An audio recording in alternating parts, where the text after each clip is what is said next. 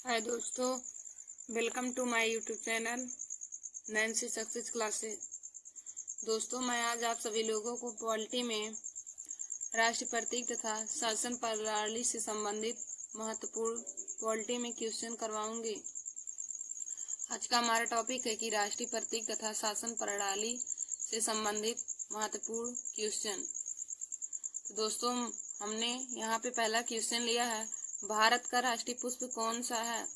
भारत का राष्ट्रीय पुष्प कौन सा है। तो देखिए दोस्तों, इन चारों में से इसका राइट आंसर हो जाएगा ऑप्शन नंबर बी, यानी कि कमल। भारत का राष्ट्रीय पुष्प कमल है। दोस्तों, अगर आप सभी लोगों को क्वेश्चन में पूछे कि भारत का राजकीय फूल क्या है, तो आप सभी लोग प्लस लगाएंगे, और राष्ट्रीय पुष्प पूछे तो कमल। तो राष्ट्रीय पुष्प कमल है और राजकीय पुष्प प्लस है। हमारा अगला क्वेश्चन है, भारत शासन द्वारा राजकीय चिन्ह कब से अंगीकृत किया गया था। भारत शासन द्वारा राजकीय चिन्ह कब से अंगीकृत किया गया। तो दोस्तों, इसका राइट आंसर हो जाएगा ऑप्शन नंबर डी, 26 जनवरी 1950 ईस्वी को।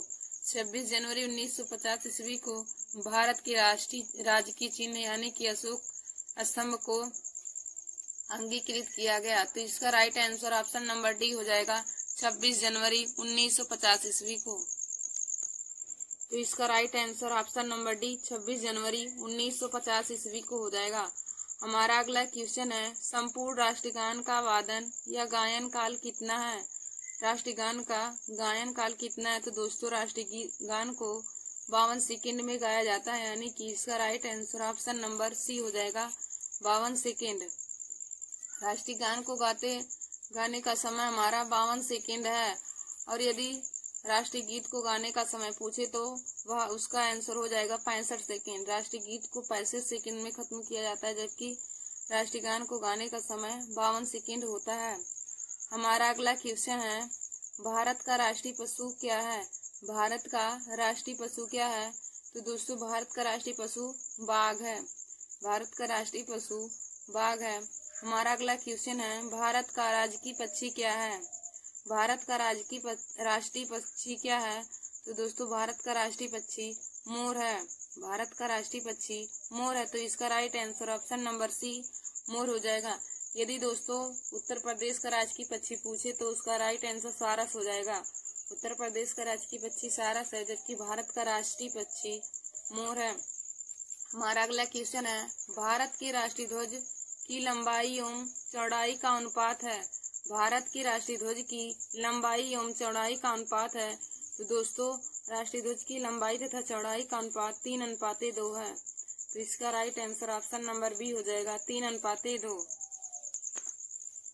फिर हमारा अगला क्वेश्चन है, भारत के राष्ट्रीय ध्वज में कितनी तीलियां हैं। भारत के राष्ट्रीय ध्वज के चक्र में कितनी तीलियां हैं। तो दोस्तों, इसका right answer option number D हो जाएगा, यानी कि 24 तीलियां। भारत के राष्ट्रीय ध्वज के चक्र में 24 तीलियां हैं। हमारा अगला क्वेश्चन है, भारत के राष्ट्रीय गान के रचयिता कौन है। भारत के राष्ट्रीय गान के रचयिता कौन है। तो दोस्तों, इसका राइट आंसर हो जाएगा option number B, Rabindranath Tagore. Rabindranath Tagore Bharat के राष्ट्रीय गान के रचयिता हैं। रविन्द्रनाथ टैगोर जी भारत के राष्ट्रीय गान के रचयिता हैं। और यदि राष्ट्रीय गीत के रचयिता पूछे तो उसका राइट आंसर बंकिम चंद्र चटर्जी हो जाएगा। बंकिम चंद्र चटर्जी राष्ट्रीय गीत के रचनाकार हैं। फिर हमारा अगला क्वेश्चन है, राष्ट्रीय गान जन गण मन सर्वप्रथम कब और कहाँ गाया गया था। राष्ट्रीय गान सर्वप्रथम कब और कहाँ गाया गया था। तो दोस्तों, राष्ट्रीय गान सर्वप्रथम 27 दिसंबर 1911 ईस्वी को कोलकाता में गाया गया था। राष्ट्रीय गान सर्वप्रथम 27 दिसंबर 1911 को कोलकाता में या कलकत्ता में गाया गया। तो इसका राइट आंसर ऑप्शन नंबर ए हो जाएगा, 1911 ईस्वी में कोलकाता में गाया गया। फिर हमारा अगला क्वेश्चन है, भारत का राष्ट्रीय गीत क्या है। भारत का राष्ट्रीय गीत क्या है। तो दोस्तों, भारत का राष्ट्रीय गीत वंदे मातरम है। भारत का राष्ट्रीय गीत वंदे मातरम है, जिसके लेखक या रचनाकार बंकिम चंद्र चटर्जी हैं। और यदि भारत का राष्ट्रीय गान पूछे तो भारत का राष्ट्रीय गान जन गण मन है, जिसके लेखक रविन्द्रनाथ टैगोर जी हैं। तो इस क्वेश्चन का right answer option number C हो जाएगा, भारत का राष्ट्रीय गीत वंदे मातरम। हमारा अगला क्वेश्चन है, भारत का राष्ट्रीय गीत वंदे मातरम किस ग्रंथ से संकलित है? भारत का राष्ट्रीय गीत वंदे मातरम किस ग्रंथ से संकलित है? तो दोस्तों इसका राइट आंसर हो जाएगा ऑप्शन नंबर सी, आनंद मठ। भारत का राष्ट्रीय गीत वंदे मातरम आनंद मठ से संबंधित है। तो दोस्तों भारत का राष्ट्रीय गीत वंदे मातरम आनंद मठ ग्रंथ से लिया गया है। हमारा अगला क्वेश्चन है, भारत का राष्ट्रीय गीत वंदे मातरम सर्वप्रथम कब गाया गया? भारत का राष्ट्रीय गीत वंदे मातरम सर्वप्रथम कब गाया गया? तो दोस्तों भारत का राष्ट्रीय गीत वंदे मातरम सर्वप्रथम 1896 ईस्वी में गाया गया, यानी कि इसका right answer option number B हो जाएगा। 1896 ईस्वी में 1896 ईस्वी में भारत का राष्ट्रीय गीत वंदे मातरम गाया गया था। फिर हमारा अगला क्वेश्चन है, भारत की राष्ट्रीय प्रतीक में निम्नलिखित में से कौन सा पशु दृष्टिगत नहीं है? भारत की राष्ट्रीय प्रतीक में से कौन सा पशु दृष्टिगत नहीं है? तो दोस्तों इसका राइट आंसर हो जाएगा ऑप्शन नंबर डी, यानी कि हिरन। देखिए दोस्तों 93 का ऑप्शन नंबर डी हो जाएगा हिरन। हिरन भारत के राष्ट्रीय प्रतीक में से पशु की दृष्टि से दृष्टिगत नहीं है। फिर हमारा अगला क्वेश्चन है, भारत के राष्ट्रीय संवत के रूप में मान्यता प्रदान की गई है। भारत की राष्ट्रीय संवत के रूप में मान्यता प्रदान की गई है। तो दोस्तों हमारा राष्ट्रीय संवत शक संवत है। हमारा राष्ट्रीय संवत है भैया, भारत का राष्ट्रीय संवत शक संवत है। तो इसका right answer option number B हो जाएगा, शक संवत। फिर हमारा अगला क्वेश्चन है, शक संवत पर आधारित राष्ट्रीय पंचांग का प्रथम मास क्या है? शक संवत पर आधारित राष्ट्रीय पंचांग का प्रथम मास या प्रथम महीना कौन सा है? तो दोस्तों इसका राइट आंसर हो जाएगा ऑप्शन नंबर ए, यानी कि चैत। चैत हमारा शक संवत पर आधारित राष्ट्रीय पंचांग का प्रथम महीना है। फिर हमारा अगला क्वेश्चन है, भारतीय राष्ट्रीय ध्वज में चक्र किसका प्रतीक है? भारतीय राष्ट्रीय ध्वज में चक्र किसका प्रतीक है? तो दोस्तों न्याय का, यानी कि इस क्वेश्चन का right answer option number B हो जाएगा, न्याय का। भारतीय राष्ट्रीय ध्वज में चक्र न्याय का प्रतीक है। फिर हमारा अगला क्वेश्चन है, निम्नलिखित में से कौन सी भारतीय संविधान की विशेषता नहीं है? निम्नलिखित में से कौन सी भारतीय संविधान की विशेषता नहीं है? तो दोस्तों इसका right answer option number B हो जाएगा, अध्यात्मात्मक सरकार। अध्यात्मात्मक सरकार हमारी भारतीय संविधान की विशेषता नहीं है, जबकि संसाधात्मक सरकार, स्वतंत्र न्यायपालिका और संघात्मक सरकार भारतीय संविधान की विशेषता है, जबकि अध्यात्मक सरकार भारतीय संविधान की विशेषता नहीं है। तो इस क्वेश्चन का right answer option number B हो जाएगा। फिर हमारा अगला क्वेश्चन है, राष्ट्रीय पद्धति में समस्त कार्यपालिका की शक्तियां निहित होती है।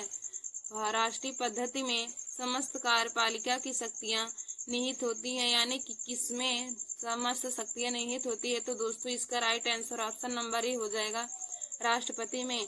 राष्ट्रपति में कार्यपालिका की समस्त शक्तियां निहित होती हैं, यानी कि इस क्वेश्चन का राइट आंसर ऑप्शन नंबर ए हो जाएगा, राष्ट्रपति में कार्यपालिका की समस्त शक्तियां निहित हो जाएंगी। फिर हमारा अगला क्वेश्चन है, भारत में राजनैतिक सत्ता का प्रमुख स्रोत कौन है? भारत में राजनैतिक सत्ता का प्रमुख स्रोत कौन है? तो दोस्तों इसका राइट आंसर ऑप्शन नंबर ए हो जाएगा, यानी कि जनता। भारत में राजनैतिक सत्ता का प्रमुख स्रोत जनता है। हमारा अगला क्वेश्चन है, भारतीय संविधान कैसा है? भारतीय संविधान कैसा है? तो दोस्तों हमारा भारतीय संविधान अंशतः कठोर व अंशतः लचीला है, यानी कि थोड़ा लचीला और थोड़ा कठोर है। भारत का संविधान थोड़ा लचीला और थोड़ा कठोर है। तो इसका right answer option number D हो जाएगा। फिर हमारा अगला क्वेश्चन है, संविधान सभा द्वारा राष्ट्रीय ध्वज कब स्वीकार किया गया? संविधान सभा द्वारा राष्ट्रीय ध्वज कब स्वीकार किया गया? तो दोस्तों 22 जुलाई 1947 ईस्वी को राष्ट्रीय ध्वज को स्वीकारा गया था। संविधान सभा के द्वारा राष्ट्रीय ध्वज 22 जुलाई 1947 ईस्वी को स्वीकार किया गया था।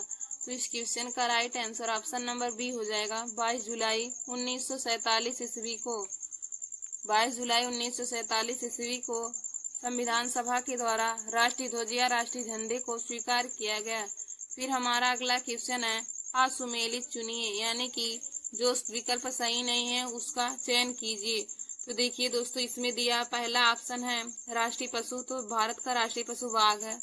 और राष्ट्रीय पक्षी दिया तो राष्ट्रीय पक्षी मोर भी होता, तो यानी कि ये भी सही है। और हमारा ऑप्शन नंबर सी दिया है राष्ट्रीय पुष्प, तो राष्ट्रीय पुष्प कमल होता है, ये भी सही दिया। और राष्ट्रीय गान वंदे मातरम, तो देखिए दोस्तों, राष्ट्रीय गान हमारा वंदे मातरम नहीं होता है, राष्ट्रीय गान हमारा जनगण मन होता है। तो यह ऑप्शन सही नहीं दिया है। वंदे मातरम हमारा राष्ट्रीय गीत है, जबकि यहाँ पे राष्ट्रीय गान की जगह पर दिया है। तो हमारा असुमेलित इसमें ऑप्शन नंबर डी हो जाएगा। तो इस क्वेश्चन का right answer option number D हो जाएगा। फिर हमारा अगला क्वेश्चन है भारत में किस प्रकार की शासन व्यवस्था है। भारत में किस प्रकार की शासन व्यवस्था है। भारत में किस प्रकार की शासन व्यवस्था है। तो दोस्तों, भारत में संसाधनात्मक व्यवस्था है, संसाधनात्मक व्यवस्था है। तो हमारा इस क्वेश्चन का right answer option number B हो जाएगा, संसाधनात्मक व्यवस्था है। हमारा अगला क्वेश्चन है निम्नलिखित में कौन सा राज्य का महत्वपूर्ण तत्व है। निम्नलिखित में कौन सा राज्य का महत्वपूर्ण तत्व है। तो दोस्तों, इसका right answer option number C हो जाएगा, यानी कि संप्रभुत्ता। संप्रभुत्ता राज्य का सबसे महत्वपूर्ण तत्व है। संप्रभुत्ता राज्य का सबसे महत्वपूर्ण तत्व होता है। फिर हमारा अगला क्वेश्चन है भारत में संसदीय प्रणाली की सरकार है। भारत में संसदीय प्रणाली की सरकार है क्योंकि मंत्रिपरिषद लोकसभा के प्रति उत्तरदायी होते हैं। क्योंकि मंत्रिपरिषद लोकसभा के प्रति उत्तरदायी होते हैं।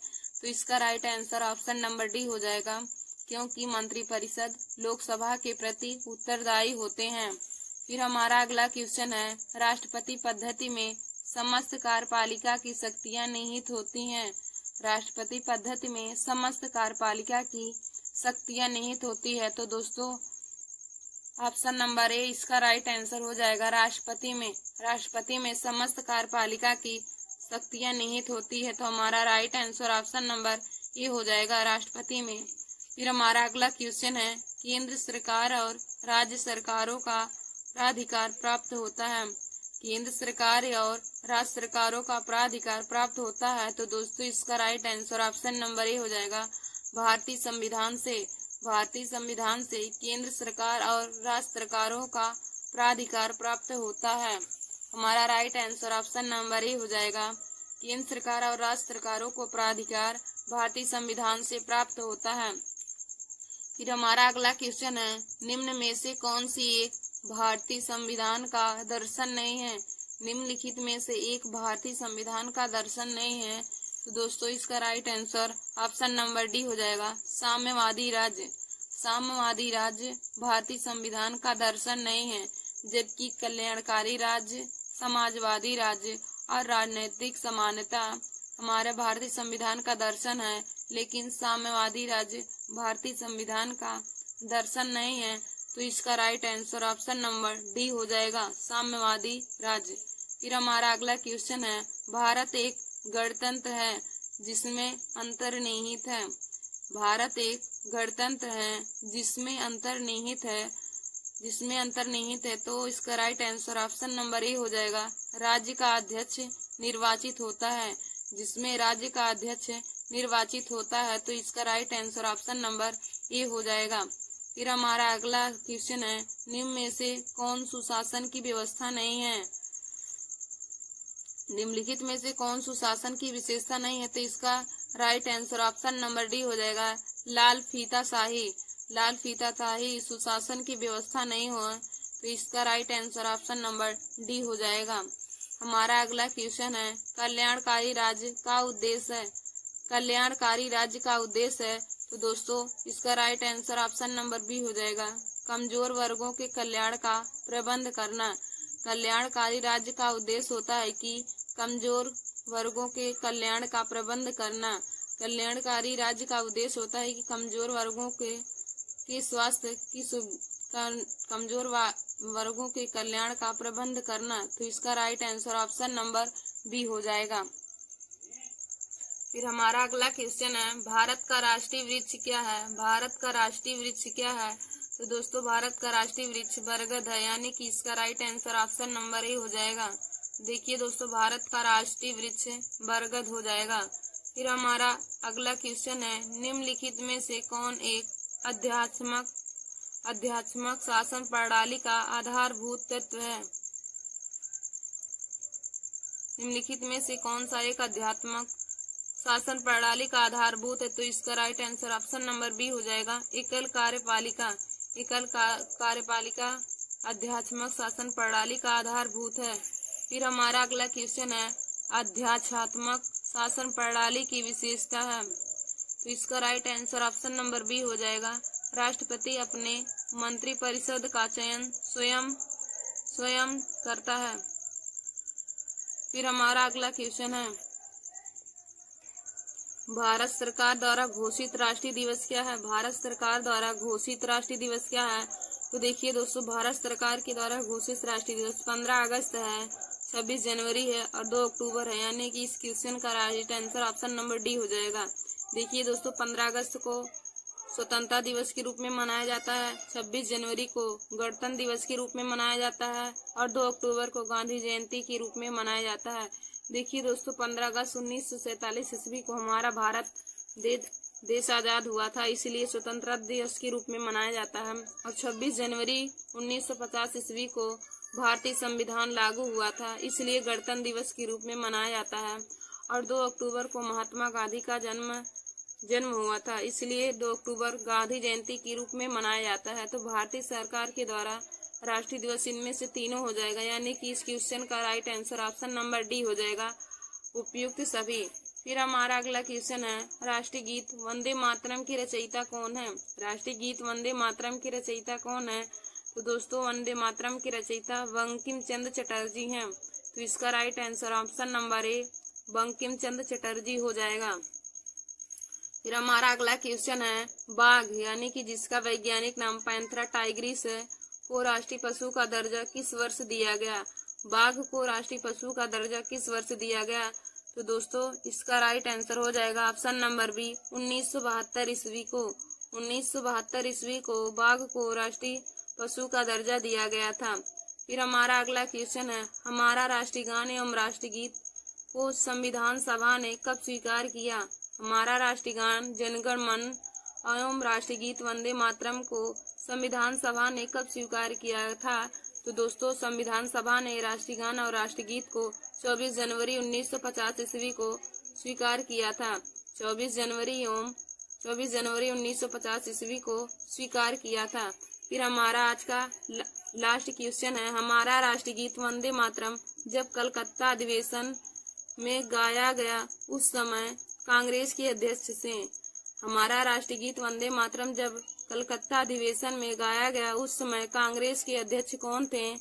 तो दोस्तों, इसका right answer option number C हो जाएगा, रहीम तुल्य सयानी। रहीम तुल्य सयानी भारत के उस समय कलकत्ता अधिवेशन में जब हमारा राष्ट्रीय गीत गाया गया था तो उस समय कांग्रेस के अधिवेशन रहीम तुल्ला सयानी थे।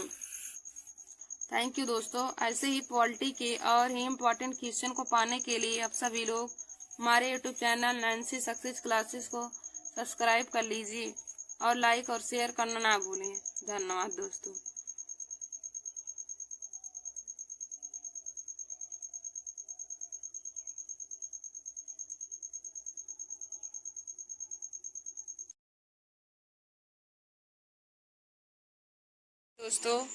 Welcome to my YouTube channel Nancy success classes. दोस्तों, मैं आज आप सभी लोगों को टारगेट टाइम्स यानी कि भारतीय संविधान के बारे में महत्वपूर्ण क्वेश्चन बताऊंगी जो हर प्रतियोगी परीक्षाओं में पूछे जाते हैं। जैसा कि आप लोग जानते हैं कि आप सभी लोगों का यूपीपी का पेपर होने वाला है, तो दोस्तों उसमें भारतीय संविधान से बहुत ही इम्पोर्टेंट क्वेश्चन पूछे जाते हैं।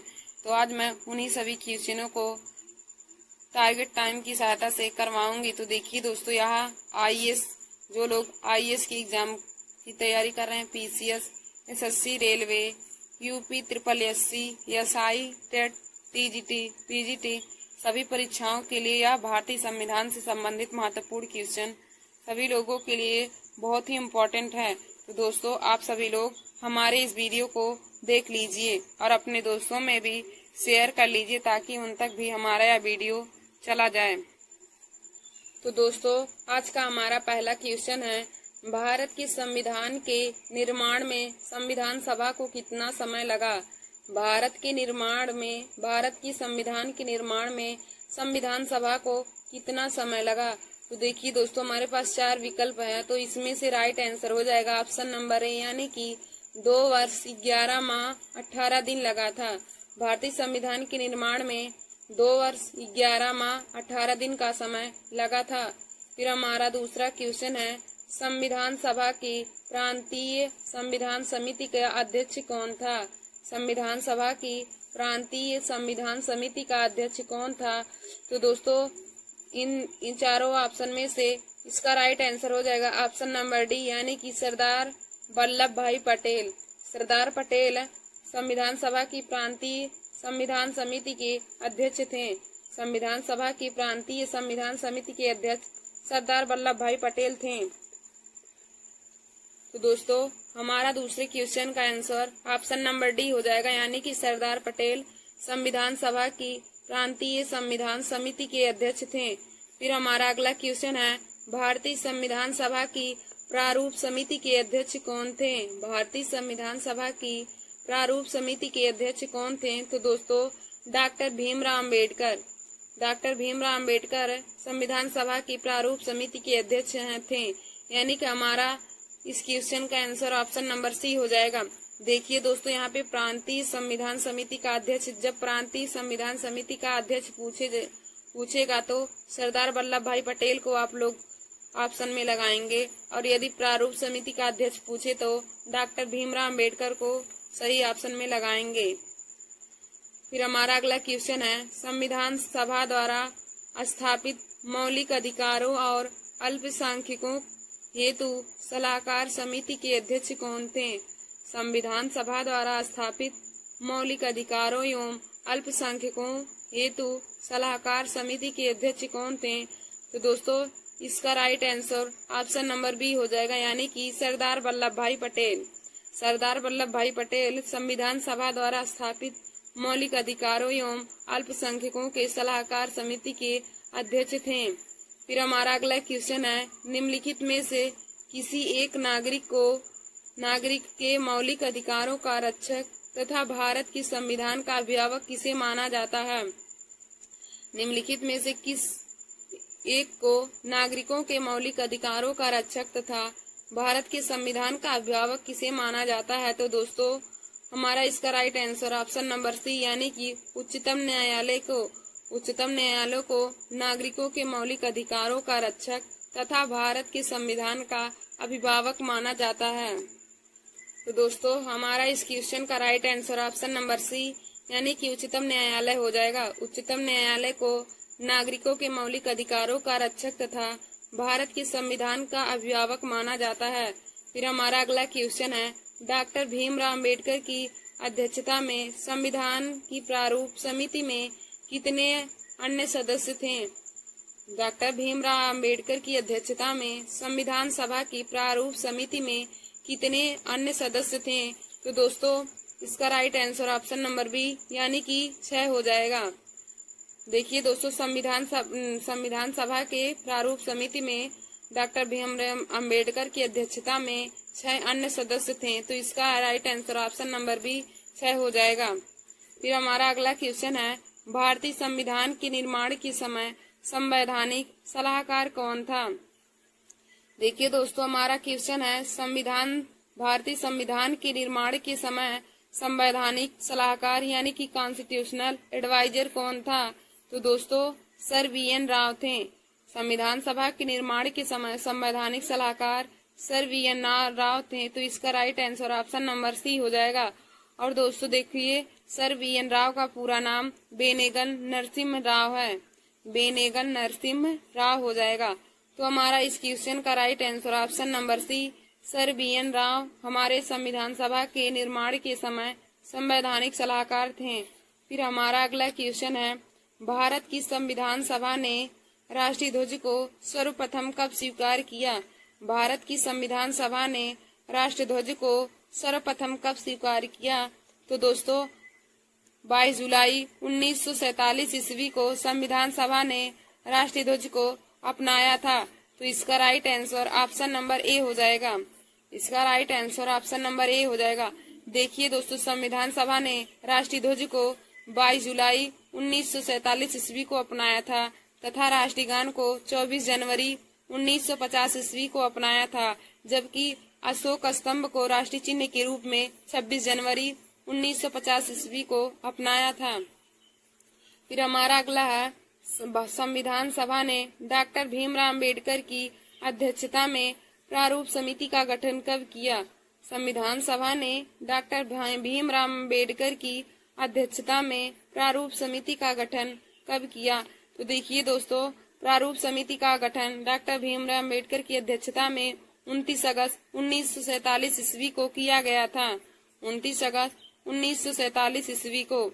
तो हमारा इस क्वेश्चन का right answer option number D हो जाएगा, यानी कि 29 अगस्त 1947 ईस्वी में डॉक्टर भीमराव अम्बेडकर की अध्यक्षता में प्रारूप समिति का गठन किया गया और प्रारूप समिति के अध्यक्ष भी डॉक्टर भीमराव अम्बेडकर हैं। फिर हमारा अगला क्वेश्चन है, भारतीय संविधान को संविधान सभा द्वारा कब अंगीकृत किया गया? भारतीय संविधान को संविधान सभा द्वारा अंगीकृत कब किया गया?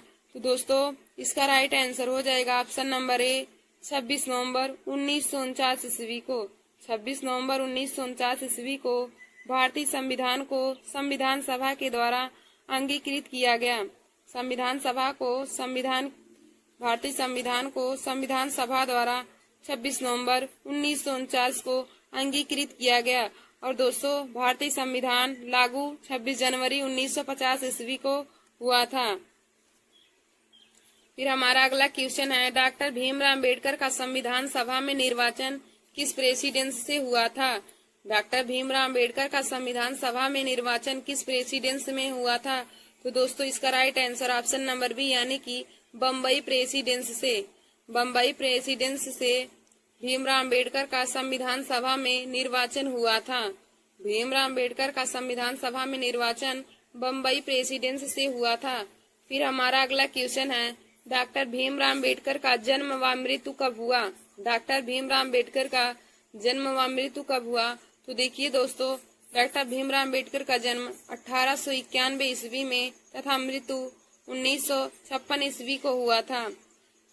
जन्म 14 अप्रैल 1891 ईस्वी को और मृत्यु 1956 ईस्वी को होता है। तो देखिए दोस्तों, डॉक्टर भीमराव अम्बेडकर का जन्म 14 अप्रैल को हुआ था, इसीलिए 14 अप्रैल को डॉक्टर भीमराव अम्बेडकर जयंती के रूप में मनाया जाता है।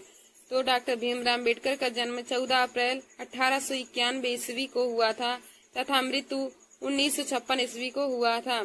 फिर हमारा अगला क्वेश्चन है, भारतीय संविधान को 26 नवंबर 1949 को किसके द्वारा अधिनियमित किया गया था? भारतीय संविधान को 26 नवंबर 1949 को किसके द्वारा अधिनियमित किया गया?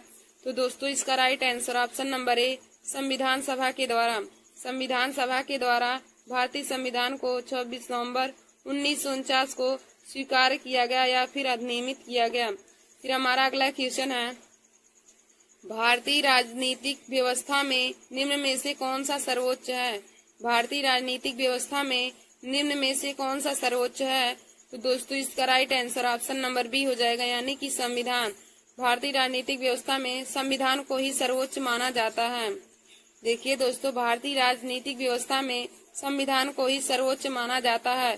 फिर हमारा अगला क्वेश्चन है, किसने कहा था संविधान सभा कांग्रेस थी और कांग्रेस भारत था? किसने कहा था कि संविधान सभा कांग्रेस थी और कांग्रेस भारत था?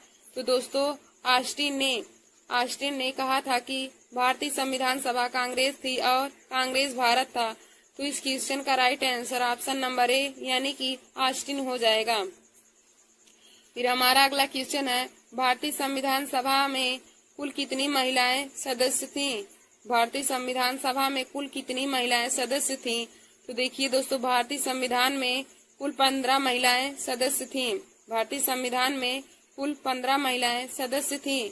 फिर हमारा अगला क्वेश्चन है, संविधान सभा में वयस्क मताधिकार को 15 वर्ष के लिए स्थगित करने की बात किसने की थी? संविधान सभा में वयस्क मताधिकार को 15 वर्ष के लिए स्थगित करने की बात किसने की? तो दोस्तों इसका राइट आंसर हो जाएगा ऑप्शन नंबर सी, यानी कि मौलाना आजाद ने। मौलाना आजाद ने संविधान सभा में वयस्क मताधिकार को 15 वर्ष के लिए स्थगित करने की बात की थी। मौलाना आजाद ने संविधान सभा में वयस्क मताधिकार को 15 वर्ष के लिए स्थगित करने की बात की थी। तो दोस्तों इसका right answer option number C हो जाएगा। फिर दोस्तों हमारा अगला क्वेश्चन है, भारत शासन द्वारा राजकीय चिन्ह कब अंगीकृत किया गया? भारत शासन द्वारा राजकीय चिन्ह कब अंगीकृत किया? तो देखिए दोस्तों, भारत का राजकीय चिन्ह अशोक स्तंभ है और मैंने आपको पहले भी बताया कि अशोक स्तंभ को 26 जनवरी 1950 ईस्वी को अपनाया गया था। भारतीय संविधान सभा के द्वारा राजकीय चिन्ह को 26 जनवरी 1950 ईस्वी को अपनाया गया था। फिर हमारा अगला क्वेश्चन है, भारत के संविधान में सम्मिलित समवर्ती सूची किस देश की देन है? भारतीय संविधान में सम्मिलित समवर्ती सूची किस देश की देन है? तो दोस्तों इसका right answer option number B हो जाएगा, यानी कि ऑस्ट्रेलिया देश से। हमारे समवर्ती सूची ऑस्ट्रेलिया देश के संविधान से लिया गया है। समवर्ती सूची ऑस्ट्रेलिया देश के संविधान से लिया गया है। फिर हमारा अगला क्वेश्चन है, लिखित संविधान का प्रारंभ किस देश में हुआ था? लिखित संविधान का प्रारंभ किस देश में हुआ? तो इसका right answer option number D हो जाएगा, अमेरिका देश से। अमेरिका देश से लिखित संविधान का प्रारंभ हुआ था। फिर हमारा अगला क्वेश्चन है, निम्नलिखित में से किस अधिनियम द्वारा भारत के गवर्नर जनरल को अध्यादेश जारी करने की शक्ति प्रदान की गई? तो दोस्तों इसका right answer option number B हो जाएगा, यानी कि भारतीय परिषद अधिनियम 1861 के द्वारा।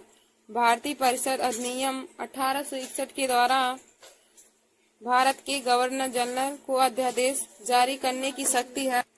फिर हमारा अगला क्वेश्चन है, संविधान सभा में किस प्रांत का प्रतिनिधित्व सबसे अधिक था? संविधान सभा में किस प्रांत का प्रतिनिधित्व सबसे अधिक था?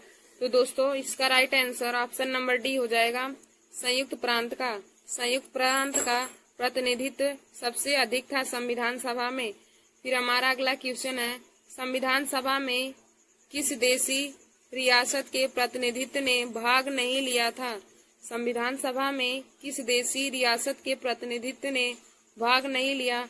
तो दोस्तों हैदराबाद के प्रतिनिधित्व ने संविधान सभा के देशी रियासत में भाग नहीं लिया था। तो इसका right answer option number C, यानी कि हैदराबाद हो जाएगा। फिर हमारा अगला क्वेश्चन है, संविधान सभा का प्रथम अधिवेशन कहाँ पर हुआ था? संविधान सभा का प्रथम अधिवेशन कहाँ पर हुआ?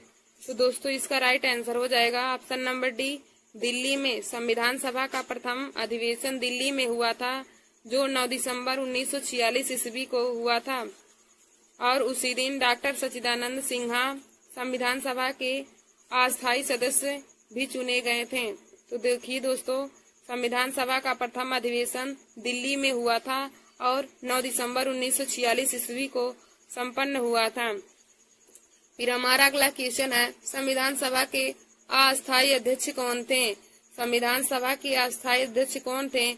तो दोस्तों अभी मैंने आप सभी लोगों को बताया कि संविधान सभा के अस्थायी सदस्य सच्चिदानंद सिन्हा हैं और अस्थायी अध्यक्ष डॉक्टर राजेंद्र प्रसाद हैं। देखिए दोस्तों, संविधान सभा के अस्थायी अध्यक्ष सच्चिदानंद सिन्हा जो 9 दिसंबर 1946 ईस्वी को बने थे और अस्थायी अध्यक्ष डॉक्टर राजेंद्र प्रसाद थे। और डॉक्टर राजेंद्र प्रसाद अस्थायी अध्यक्ष 11 दिसंबर 1946 ईस्वी को बने थे। फिर हमारा अगला क्वेश्चन है, संविधान के विभिन्न पहलुओं के अध्ययन हेतु संविधान सभा ने कितनी समितियां नियुक्त की थी? संविधान सभा के विभिन्न पहलुओं हेतु के अध्ययन में संविधान सभा ने कितनी समितियां नियुक्त की? तो दोस्तों इसका right answer option number B, यानी कि 12 समितियां नियुक्त की थी। फिर हमारा अगला है, संविधान सभा के प्रारूप या मसविदा समिति में सदस्यों की संख्या कितनी थी? संविधान सभा के प्रारूप या मसविदा समिति में सदस्यों की संख्या कितनी थी? तो दोस्तों इसका right answer option number B यानी कि 7 हो जाएगा। देखिए दोस्तों, प्रारूप समिति को हम लोग मसौदा समिति भी कहते हैं, तो आप लोग इस बात को जरूर ध्यान दीजिए कि प्रारूप समिति को मसौदा समिति कहा जाता है। यदि आप सभी लोगों को प्रारूप समिति ना देकर यदि मसौदा समिति के अध्यक्ष पूछ ले तो आप सभी लोग डॉक्टर भीमराव अम्बेडकर को तब भी लगाएंगे, क्योंकि प्रारूप समिति को ही मसौदा समिति कहा जाता है। और संविधान सभा की प्रारूप समिति या मसौदा समिति में सदस्यों की संख्या 7 थी, तो ऑप्शन नंबर बी इसका राइट आंसर हो जाएगा।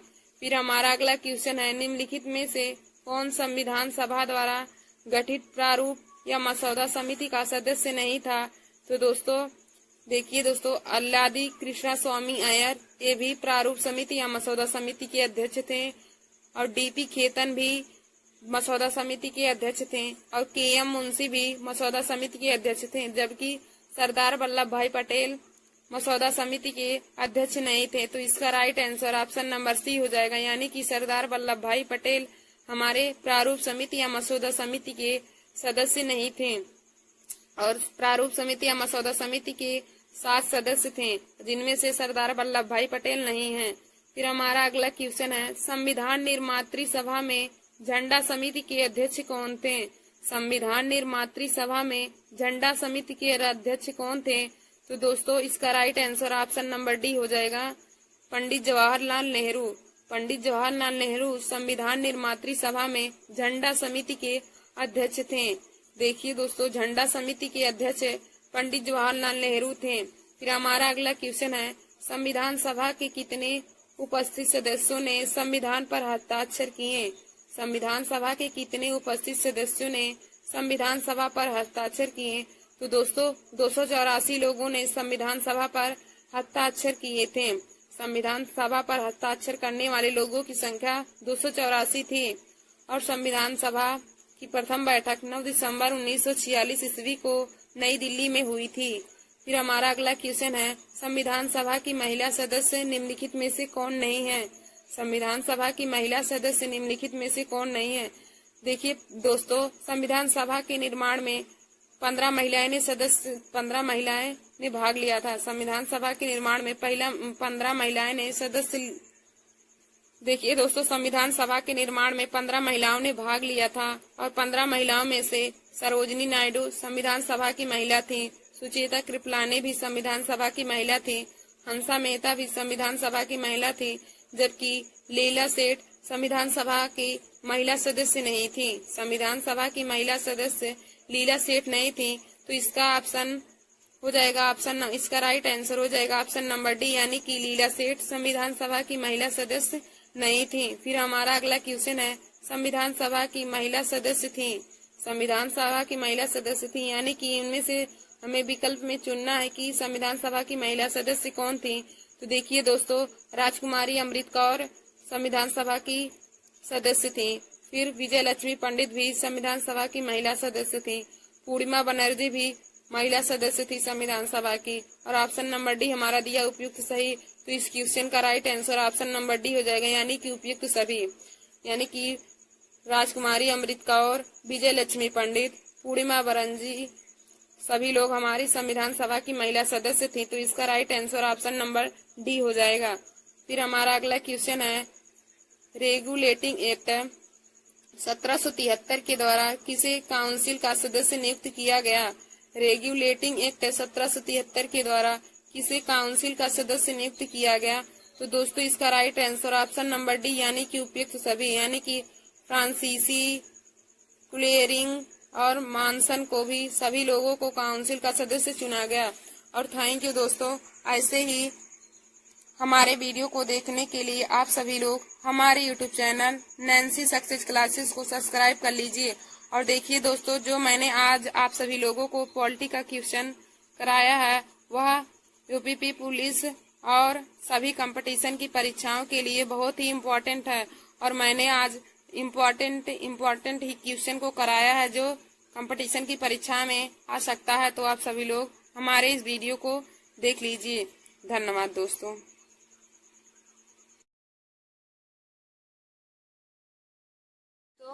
Welcome to my YouTube channel Nancy success classes. आज मैं आप सभी लोगों को संविधान सभा से संबंधित महत्वपूर्ण क्वेश्चन करवाऊंगी दोस्तों, जो हर कंपटीशन की परीक्षाओं में पूछे जाते हैं। देखिए दोस्तों, आप सभी लोगों का यूपीपी का एग्ज़ाम अगस्त में होने वाला है, जो 5 दिन में संपन्न होगा। तो आप सब लोग उसमें भी ऐसे ही संविधान सभा से संबंधित यानी कि पॉलिटिक्स से संबंधित क्वेश्चन पूछे जाते हैं। तो आप लोग हमारे इस वीडियो को जरूर देख लीजिए। तो हमने यहाँ पहला क्वेश्चन लिया है, भारतीय संविधान सभा की पहली बैठक कब हुई थी? भारतीय संविधान सभा की पहली बैठक कब हुई थी? तो दोस्तों, पहली बैठक 9 दिसंबर 1946 ईस्वी को हुई थी। संविधान सभा की पहली बैठक 9 दिसंबर 1946 ईस्वी को हुई थी और संविधान सभा की दूसरी बैठक 11 दिसंबर 1946 ईस्वी को हुआ था और संविधान सभा की अंतिम बैठक 24 जनवरी 1950 ईस्वी को हुआ था। देखिए दोस्तों, संविधान सभा की पहली बैठक 9 दिसंबर 1946 ईस्वी को, दूसरी बैठक 11 दिसंबर 1946 ईस्वी को और अंतिम बैठक 24 जनवरी 1950 ईस्वी को हुआ था। फिर हमारा यहाँ पे अगला क्वेश्चन है, भारतीय संविधान का प्रारूप किसने तैयार किया? भारतीय संविधान का प्रथम प्रारूप किसने तैयार किया? तो दोस्तों, सर वी.एन. राव ने संविधान सभा का प्रथम प्रारूप तैयार किया था और सर वी.एन. राव का पूरा नाम बेनेगल नरसिम्हा राव है। हमारा अगला क्वेश्चन है, संविधान सभा का अस्थायी अध्यक्ष किसे कहा जाता है? संविधान सभा का अस्थायी अध्यक्ष किसे कहा जाता है? तो दोस्तों, डॉक्टर राजेंद्र प्रसाद को संविधान सभा का अस्थायी अध्यक्ष कहा जाता है और अस्थायी अध्यक्ष डॉक्टर सच्चिदानंद सिन्हा है। फिर हमारा अगला क्वेश्चन है, संविधान सभा में पंडित जवाहरलाल नेहरू द्वारा उद्देश्य प्रस्ताव कब प्रस्तुत हुआ था? संविधान सभा में पंडित जवाहरलाल नेहरू द्वारा उद्देश्य प्रस्ताव कब प्रस्तुत हुआ था?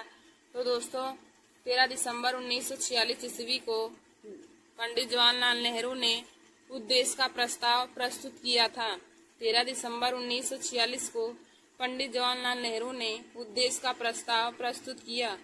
हमारा अगला क्वेश्चन है, नेहरू द्वारा प्रस्तुत उद्देश्य संविधान सभा में कब स्वीकार किया गया? नेहरू द्वारा प्रस्तुत उद्देश्य प्रस्ताव संविधान सभा में कब स्वीकृत हुआ था? तो दोस्तों, 22 जनवरी 1947 ईस्वी को नेहरू जी द्वारा संविधान सभा में स्वीकार किया गया था उनका उद्देश्य। हमारा अगला क्वेश्चन है, भारतीय संविधान निर्माण काल में कुल कितने अधिवेशन थे? भारतीय संविधान निर्माण में कुल कितने अधिवेशन थे? तो दोस्तों, भारतीय संविधान के निर्माण के समय कुल अधिवेशन 12 थे। भारतीय संविधान निर्माण के समय कुल 12 अधिवेशन थे। फिर हमारा अगला क्वेश्चन है, संविधान सभा निर्माण में लगा समय। संविधान सभा के निर्माण में लगा समय कितना था? तो दोस्तों, 2 वर्ष 11 माह 18 दिन लगा था। संविधान सभा के निर्माण में 2 वर्ष 11 माह 18 दिन लगा था। हमारा अगला क्वेश्चन है, भारतीय संविधान का संवैधानिक सलाहकार कौन था? भारतीय संविधान का संवैधानिक सलाहकार कौन था? तो दोस्तों, संवैधानिक सलाहकार यानी कि constitutional adviser sir V N. Rau को माना जाता है। Constitutional adviser sir V N. Rau को माना जाता है, बेनेगल नरसिम्हा राव। फिर हमारा अगला क्वेश्चन है, भारत की संविधान सभा ने वर्तमान रूप में राष्ट्रध्वज को कब अपनाया? भारत की संविधान सभा ने राष्ट्रध्वज को कब अपनाया था? तो दोस्तों, 22 जुलाई 1947 ईस्वी को संविधान सभा ने राष्ट्रध्वज को अपना लिया था और राष्ट्रगान को 24 जनवरी 1950 ईस्वी को अपनाया था। दोस्तों, हमारा देखिए अगला क्वेश्चन है, जनगण मन को राष्ट्रगान संविधान सभा ने कब अपनाया? जनगण मन को राष्ट्रगान संविधान सभा ने कब अपनाया? तो दोस्तों, 24 जनवरी 1950 ईस्वी को जनगण मन को राष्ट्रगान संविधान सभा ने अपनाया था। और अगला है, अशोक स्तंभ को राष्ट्रीय चिन्ह संविधान सभा ने कब अपनाया? अशोक स्तंभ को राष्ट्रीय चिन्ह संविधान सभा ने कब अपनाया? तो दोस्तों, अशोक स्तंभ को राष्ट्रीय चिन्ह संविधान सभा ने 26 जनवरी 1950 ईस्वी को अपनाया था। 26 जनवरी 1950 ईस्वी को अशोक स्तंभ को राष्ट्रीय चिन्ह के रूप में संविधान सभा ने अपनाया था। देखिए दोस्तों, राष्ट्रीय ध्वज को 22 जुलाई 1947 ईस्वी को अपनाया गया था। राष्ट्रीय ध्वज को संविधान सभा द्वारा 22 जुलाई 1947 ईस्वी को अपनाया गया था और जनगण मन को राष्ट्रीय गान के रूप में 24 जनवरी 1950 ईस्वी को और अशोक स्तंभ को राष्ट्रीय चिन्ह के रूप में संविधान सभा द्वारा 26 जनवरी 1950 ईस्वी को अपनाया गया था। फिर दोस्तों हमारा अगला क्वेश्चन है, संविधान सभा की पहली बैठक की अध्यक्षता कौन थी? संविधान सभा की पहली बैठक की अध्यक्षता कौन थी? तो डॉक्टर सच्चिदानंद सिन्हा संविधान सभा की पहली बैठक की अध्यक्षता थी, जो हमारी अस्थायी अध्यक्ष हैं, जो संविधान सभा की अस्थायी अध्यक्ष भी हैं। देखिए दोस्तों, संविधान सभा की पहली बैठक की अध्यक्षता डॉक्टर सच्चिदानंद सिन्हा हैं, जो संविधान सभा के अस्थायी अध्यक्ष भी हैं। फिर हमारा अगला क्वेश्चन है, भारतीय संविधान कब स्वीकार किया गया था? भारतीय संविधान कब स्वीकार किया गया? तो 26 नवंबर 1949 को भारतीय संविधान स्वीकार किया गया। हमारा अगला क्वेश्चन है, भारतीय संविधान पूर्णतः कब लागू हुआ? भारतीय संविधान पूर्णतः कब लागू हुआ? तो दोस्तों 26 जनवरी 1950 ईस्वी को भारतीय संविधान पूर्ण रूप से लागू हो गया था। भारतीय संविधान 26 जनवरी 1950 ईस्वी को पूर्ण रूप से लागू हुआ था और इसी दिन ही अशोक स्तंभ को राष्ट्रीय चिन्ह के रूप में स्वीकार किया गया था। फिर हमारा अगला है, डॉक्टर राजेंद्र प्रसाद अस्थायी सदस्य कब चुने गए? डॉक्टर राजेंद्र प्रसाद अस्थायी सदस्य कब चुने गए? तो दोस्तों 11 दिसंबर 1946 ईस्वी को डॉक्टर राजेंद्र प्रसाद अस्थायी सदस्य चुने गए थे। डॉक्टर राजेंद्र प्रसाद अस्थायी सदस्य 11 दिसंबर 1946 ईस्वी को चुने गए थे। हमारा अगला क्वेश्चन है, भारत का संविधान कितनी भाषाओं में लिखा गया है? भारत का संविधान कितनी भाषाओं में लिखा गया है? तो दोस्तों भारत का संविधान 2 भाषाओं में, हिंदी और अंग्रेजी में लिखा गया है। भारत का संविधान 2 भाषाओं में लिखा गया है, हिंदी और अंग्रेजी में। फिर हमारा अगला क्वेश्चन है, संविधान सभा की सलाहकार समिति के अध्यक्ष कौन थे? संविधान सभा की सलाहकार समिति के अध्यक्ष कौन थे? तो दोस्तों सरदार वल्लभ भाई पटेल संविधान सभा की सलाहकार समिति के अध्यक्ष हैं। संविधान सभा की सलाहकार समिति के अध्यक्ष सरदार वल्लभ भाई पटेल हैं। हमारा अगला क्वेश्चन है, संविधान सभा की झंडा समिति के अध्यक्ष कौन थे? संविधान सभा की झंडा समिति के अध्यक्ष कौन थे? तो दोस्तों डॉक्टर राजेंद्र प्रसाद संविधान सभा की झंडा समिति के अध्यक्ष हैं। संविधान सभा की सलाहकार समिति के अध्यक्ष सरदार वल्लभ भाई पटेल और झंडा समिति के अध्यक्ष डॉक्टर राजेंद्र प्रसाद हैं। दोस्तों हमारा अगला क्वेश्चन है, संविधान सभा ने भीमराव अंबेडकर की अध्यक्षता में प्रारूप समिति का गठन कब किया था? संविधान सभा ने भीमराव अंबेडकर की अध्यक्षता में प्रारूप समिति का गठन कब किया था? तो दोस्तों 29 अगस्त 1947 ईस्वी को संविधान सभा ने भीमराव अंबेडकर की अध्यक्षता में प्रारूप समिति का गठन किया। 29 अगस्त 1947 ईस्वी को। हमारा अगला क्वेश्चन है, डॉक्टर भीमराव अंबेडकर का संविधान सभा में निर्वाचन किस प्रेसिडेंस में हुआ था? डॉक्टर भीमराव अंबेडकर का संविधान सभा में निर्वाचन किस प्रेसिडेंस में हुआ? तो दोस्तों बम्बई प्रेसिडेंस में डॉक्टर भीमराव अंबेडकर का संविधान सभा में निर्वाचन हुआ था। हमारा अगला क्वेश्चन है, भारतीय संविधान में मौलिक कर्तव्य किस देश के संविधान से लिया गया है? भारतीय संविधान में मौलिक कर्तव्य किस देश के संविधान से लिया गया है? तो दोस्तों मौलिक कर्तव्य रूस के संविधान से लिया गया है और मौलिक कर्तव्य आर्टिकल 51A में है। देखिए दोस्तों मौलिक कर्तव्य हमारा रूस के संविधान से लिया गया है, जबकि मौलिक अधिकार अमेरिका के संविधान से लिया गया है। देखिए दोस्तों आगे हम सब लोग प्रमुख समितियों और उनके अध्यक्ष के बारे में पढ़ेंगे। आगे प्रमुख समितियां मुद्दे उनके अध्यक्ष के बारे में देखेंगे। तो देखिए दोस्तों, तो नंबर 1 है संघ शक्ति समिति के अध्यक्ष कौन है? तो संघ शक्ति समिति के अध्यक्ष पंडित जवाहरलाल नेहरू हैं। संघ शक्ति समिति के अध्यक्ष पंडित जवाहरलाल नेहरू हैं। फिर हमारा अगला है संघीय संविधान समिति के अध्यक्ष कौन है? तो संघीय संविधान समिति के भी अध्यक्ष पंडित जवाहरलाल नेहरू हैं। संघ शक्ति समिति और संघीय संविधान समिति दोनों के ही अध्यक्ष पंडित जवाहरलाल नेहरू हैं। हमारा अगला क्वेश्चन है प्रांतीय संविधान समिति के अध्यक्ष कौन है? प्रांतीय संविधान समिति के अध्यक्ष कौन है? तो दोस्तों सरदार वल्लभ भाई पटेल प्रांतीय संविधान समिति के अध्यक्ष हैं। फिर हमारा अगला है प्रारूप समिति के अध्यक्ष कौन है, तो डॉक्टर भीमराव अम्बेडकर प्रारूप समिति के अध्यक्ष हैं। फिर अगला है मौलिक अधिकारों एवं अल्पसंख्यकों संबंधी समिति प्रक्रिया नियम समिति के अध्यक्ष कौन है। मौलिक अधिकारों एवं अल्पसंख्यकों संबंधी समिति के अध्यक्ष कौन है, तो सरदार वल्लभ भाई पटेल हैं। फिर अगला है प्रक्रिया नियम समिति के अध्यक्ष कौन है, तो डॉक्टर राजेंद्र प्रसाद प्रक्रिया नियम समिति के अध्यक्ष हैं। फिर दोस्तों हमारा अगला है राज्यों के लिए समिति के अध्यक्ष कौन है। राज्यों के लिए समिति के अध्यक्ष कौन है, तो पंडित जवाहरलाल नेहरू। राज्यों के लिए समिति के अध्यक्ष पंडित जवाहरलाल नेहरू हैं। हमारा अगला 8वां है संचालन समिति के अध्यक्ष कौन है, तो संचालन समिति के अध्यक्ष डॉक्टर राजेंद्र प्रसाद जी हैं। संचालन समिति के अध्यक्ष डॉक्टर राजेंद्र प्रसाद जी हैं। दोस्तों फिर हमने यहाँ पे देखा प्रमुख समितियां एवं उनके अध्यक्ष के बारे में। फिर हम लोग यहाँ पे आगे क्वेश्चन लेंगे।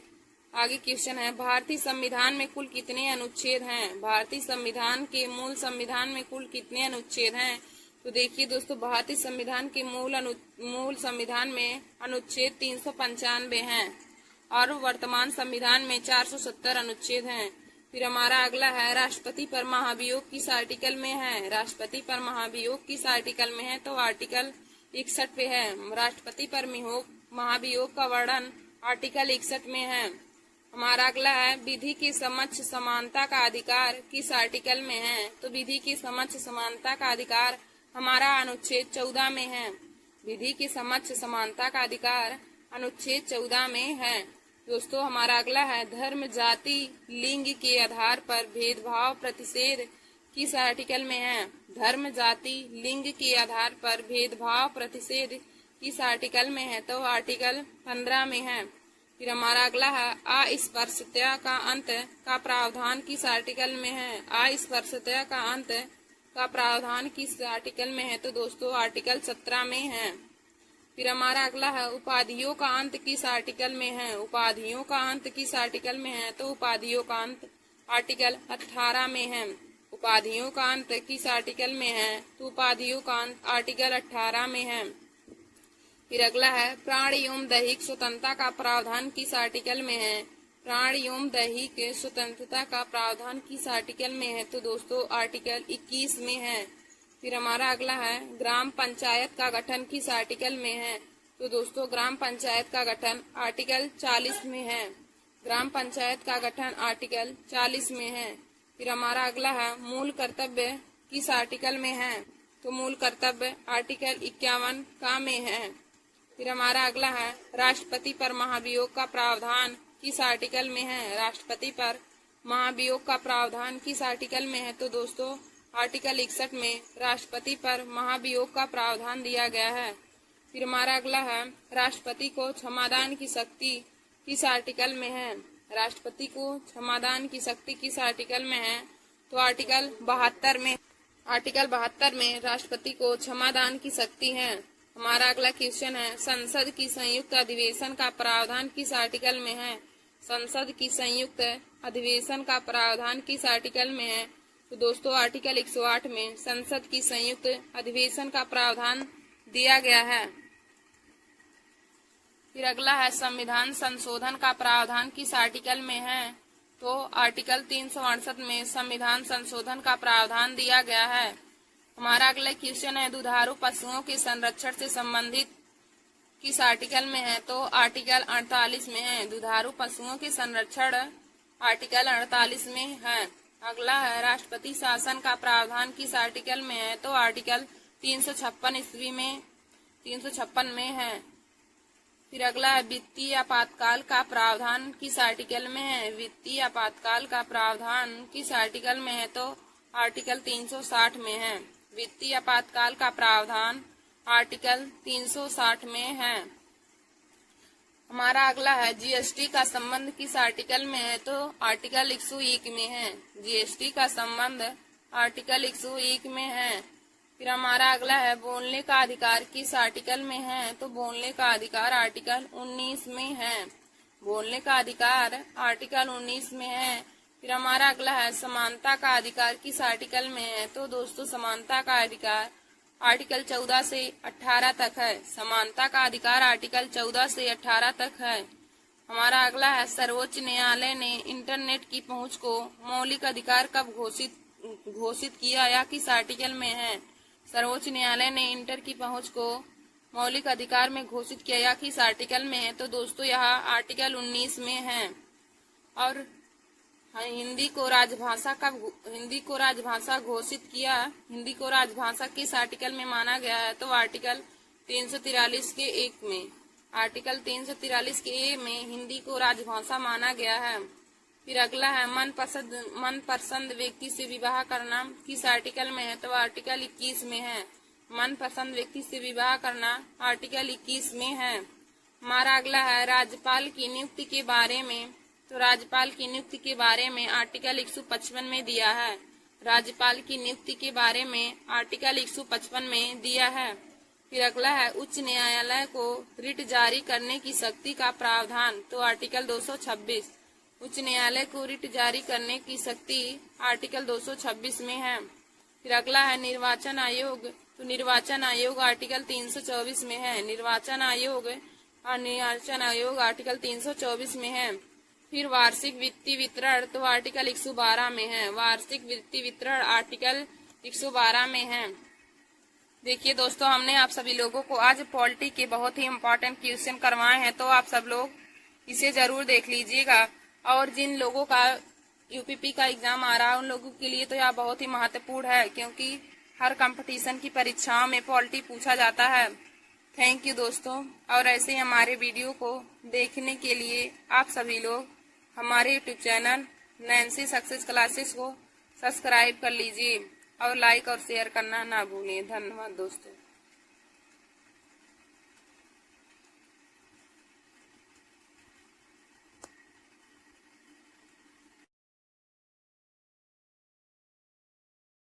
हाय दोस्तों, welcome to my YouTube channel Nancy success classes. आज मैं आप सभी लोगों को पॉलिटी में राष्ट्रपति से संबंधित अनुच्छेद को ट्रिक की सहायता से बताऊंगी। देखिए दोस्तों, आज का हमारा टॉपिक है राष्ट्रपति से संबंधित अनुच्छेद। हम आपको सभी लोगों को राष्ट्रपति से संबंधित अनुच्छेद और उपराष्ट्रपति से संबंधित अनुच्छेद को ट्रिक की सहायता से बताएंगे। तो देखिए दोस्तों, यह हर कंपटीशन की परीक्षा में राष्ट्रपति से संबंधित अनुच्छेद पूछे जाते हैं, जो हर कंपटीशन की परीक्षा में पूछे जाते हैं। तो देखिए दोस्तों, हमारा यहाँ पर पहला टॉपिक है राष्ट्रपति से संबंधित अनुच्छेद। तो इसका ट्रिक है पकानी कोका द्वयोदशम। पकानी कोका द्वयोदशम। देखिए दोस्तों, राष्ट्रपति से संबंधित अनुच्छेद का ट्रिक है पकानी कोका द्वयोदशम। तो देखिए दोस्तों, राष्ट्रपति से संबंधित आर्टिकल 52 से लेकर 61 तक है। राष्ट्रपति से संबंधित आर्टिकल 52 से लेकर 61 तक है और इसका ट्रिक है पकानी कोका द्वयोदशम। तो देखिए दोस्तों, पकानी में पा से हो जाएगा राष्ट्रपति का पद। राष्ट्रपति का पद हम आर्टिकल 52 में पढ़ेंगे। राष्ट्रपति के पद के बारे में आर्टिकल 52 में दिया गया है। फिर का से हो जाएगा कार्यपालिका का प्रधान। कार्यपालिका का प्रधान आर्टिकल 53 में दिया है। कार्यपालिका का प्रधान आर्टिकल 53 में दिया है। नी से हो जाएगा निर्वाचन। तो निर्वाचन आर्टिकल 54 में दिया है। नी से हो जाएगा निर्वाचन। निर्वाचन हमारा आर्टिकल 54 में दिया है। फिर उसके बाद हो जाएगा को से हो जाएगा कोटा। तो कोटा यानी कि रीति। कोटा हमारा आर्टिकल 55 में दिया है। कोटा आर्टिकल 55 में दिया है। फिर का से हो जाएगा कार्यालय। तो हो जाएगा राष्ट्रपति का कार्यकाल। राष्ट्रपति का कार्यकाल आर्टिकल 56 में दिया है। राष्ट्रपति के कार्यकाल के बारे में आर्टिकल 56 में दिया है। फिर अगला है दोबारा नियुक्ति। राष्ट्रपति की दोबारा नियुक्ति आर्टिकल 57 में दिया है। राष्ट्रपति की दोबारा नियुक्ति के बारे में आर्टिकल 57 में दिया है। फिर हमारा अगला है योग्यताएं। आर्टिकल 58 में हमारा योग्यताएं दिया है। आर्टिकल 58 में योग्यताएं के बारे में दिया गया है। फिर हमारा अगला हो जाएगा दा से। तो दा से पद के लिए शर्तें। दा से हो जाएगा पद के लिए शर्तें। तो पद के लिए शर्तें आर्टिकल 59 में दिया गया है। पद के लिए शर्तें आर्टिकल 59 में दिया है। फिर अगला है 7 से हो जाएगा शपथ, तो राष्ट्रपति का शपथ आर्टिकल 60 में दिया है। दोस्तों 7 हो जाएगा शपथ, तो आर्टिकल 60 में राष्ट्रपति के शपथ के बारे में दिया गया है। फिर अगला है महाभियोग, यानी कि राष्ट्रपति पर महाभियोग, हमारा आर्टिकल 61 में दिया गया है। माँ से हो जाएगा महाभियोग, यानी कि राष्ट्रपति पर महाभियोग आर्टिकल 61 में दिया गया है। देखिए दोस्तों, हमने यहाँ पे देखा राष्ट्रपति से संबंधित अनुच्छेद को ट्रिक की सहायता से। तो हमारा यहाँ पे ट्रिक है पकानी कोका दुयोदशम, पकानी कोका दुयोदशम। तो पकानी कोका दुयोदशम राष्ट्रपति से संबंधित अनुच्छेद का ट्रिक है। और देखिए दोस्तों, हमारा राष्ट्रपति का अनुच्छेद 52 से लेकर 61 तक है। आर्टिकल 52 से लेकर आर्टिकल 61 तक दिया गया है पकानी कोका दुयोदशम। आर्टिकल 52 से लेकर आर्टिकल 61 तक दिया है। अब देखिए दोस्तों, पा से हो जाएगा राष्ट्रपति का पद, पकानी में पा से हो जाएगा राष्ट्रपति का पद, तो राष्ट्रपति का पद आर्टिकल 52 में दिया गया है। फिर का से हो जाएगा कार्यपालिका का प्रधान, आर्टिकल 53 में दिया गया है। का से हो जाएगा कार्यपालिका का प्रधान, आर्टिकल 53 में दिया है। और नी से हो जाएगा राष्ट्रपति का निर्वाचन, नी से हो जाएगा राष्ट्रपति का निर्वाचन, तो आर्टिकल 54 में दिया है। फिर हमारा अगला है को से हो जाएगा कोटा, यानी कि रीति, तो आर्टिकल 55 में हमारा दिया गया है। फिर हमारा अगला है का से, तो का से हो जाएगा कार्यकाल, यानी कि राष्ट्रपति का कार्यकाल, आर्टिकल 56 में दिया गया है। अगला है का से कार्यकाल हो जाएगा, तो राष्ट्रपति का कार्यकाल आर्टिकल 56 में दिया गया है। फिर हमारा अगला है दू से हो जाएगा दोबारा नियुक्ति, यानी कि राष्ट्रपति की दोबारा नियुक्ति, आर्टिकल 57 में दिया गया है। फिर अगला यो से हो जाएगा योग्यताएं, तो राष्ट्रपति की योग्यताएं आर्टिकल 58 में दिया गया है। फिर हमारा अगला है दा, तो दा से हो जाएगा पद के लिए शर्तें, पद के लिए शर्तें हमारा आर्टिकल 59 में हो जाएगा। फिर हमारा अगला है सा, तो साथ हो जाएगा शपथ, तो शपथ साथ हमारा हो जाएगा शपथ, तो राष्ट्रपति का शपथ आर्टिकल 60 में है। राष्ट्रपति की शपथ के बारे में आर्टिकल 60 में दिया गया है। फिर हमारा अगला है माँ, तो माँ से हो जाएगा महाभियोग, यानी कि राष्ट्रपति पर महाभियोग, आर्टिकल 61 में दिया गया है। राष्ट्रपति पर महाभियोग आर्टिकल 61 में दिया गया है। देखिए दोस्तों, राष्ट्रपति से संबंधित अनुच्छेद का ट्रिक है पकानी कोका दुयोदशम, पकानी कोका दुयोदशम, तो इसका आर्टिकल 52 से लेकर 61 तक है, 52 से लेकर 61 तक है। तो आर्टिकल 52 में हम आर्टिकल 52 में हमारा दिया है राष्ट्रपति के पद के बारे में, आर्टिकल 53 में कार्यपालिका का प्रधान, आर्टिकल 54 में राष्ट्रपति का निर्वाचन, आर्टिकल 55 में राष्ट्रपति की रीति या फिर कोटा। फिर आर्टिकल 56 में दिया है राष्ट्रपति का कार्यकाल के बारे में, राष्ट्रपति के कार्यकाल के बारे में आर्टिकल 56 में दिया गया है। फिर आर्टिकल 57 में राष्ट्रपति की दोबारा नियुक्ति के बारे में बताया गया है, आर्टिकल 57 में राष्ट्रपति की दोबारा नियुक्ति के बारे में बताया गया है। फिर आर्टिकल 58 में राष्ट्रपति की योग्यताएं के बारे में बताया गया है, आर्टिकल 58 में राष्ट्रपति की योग्यताएं बताया गया है।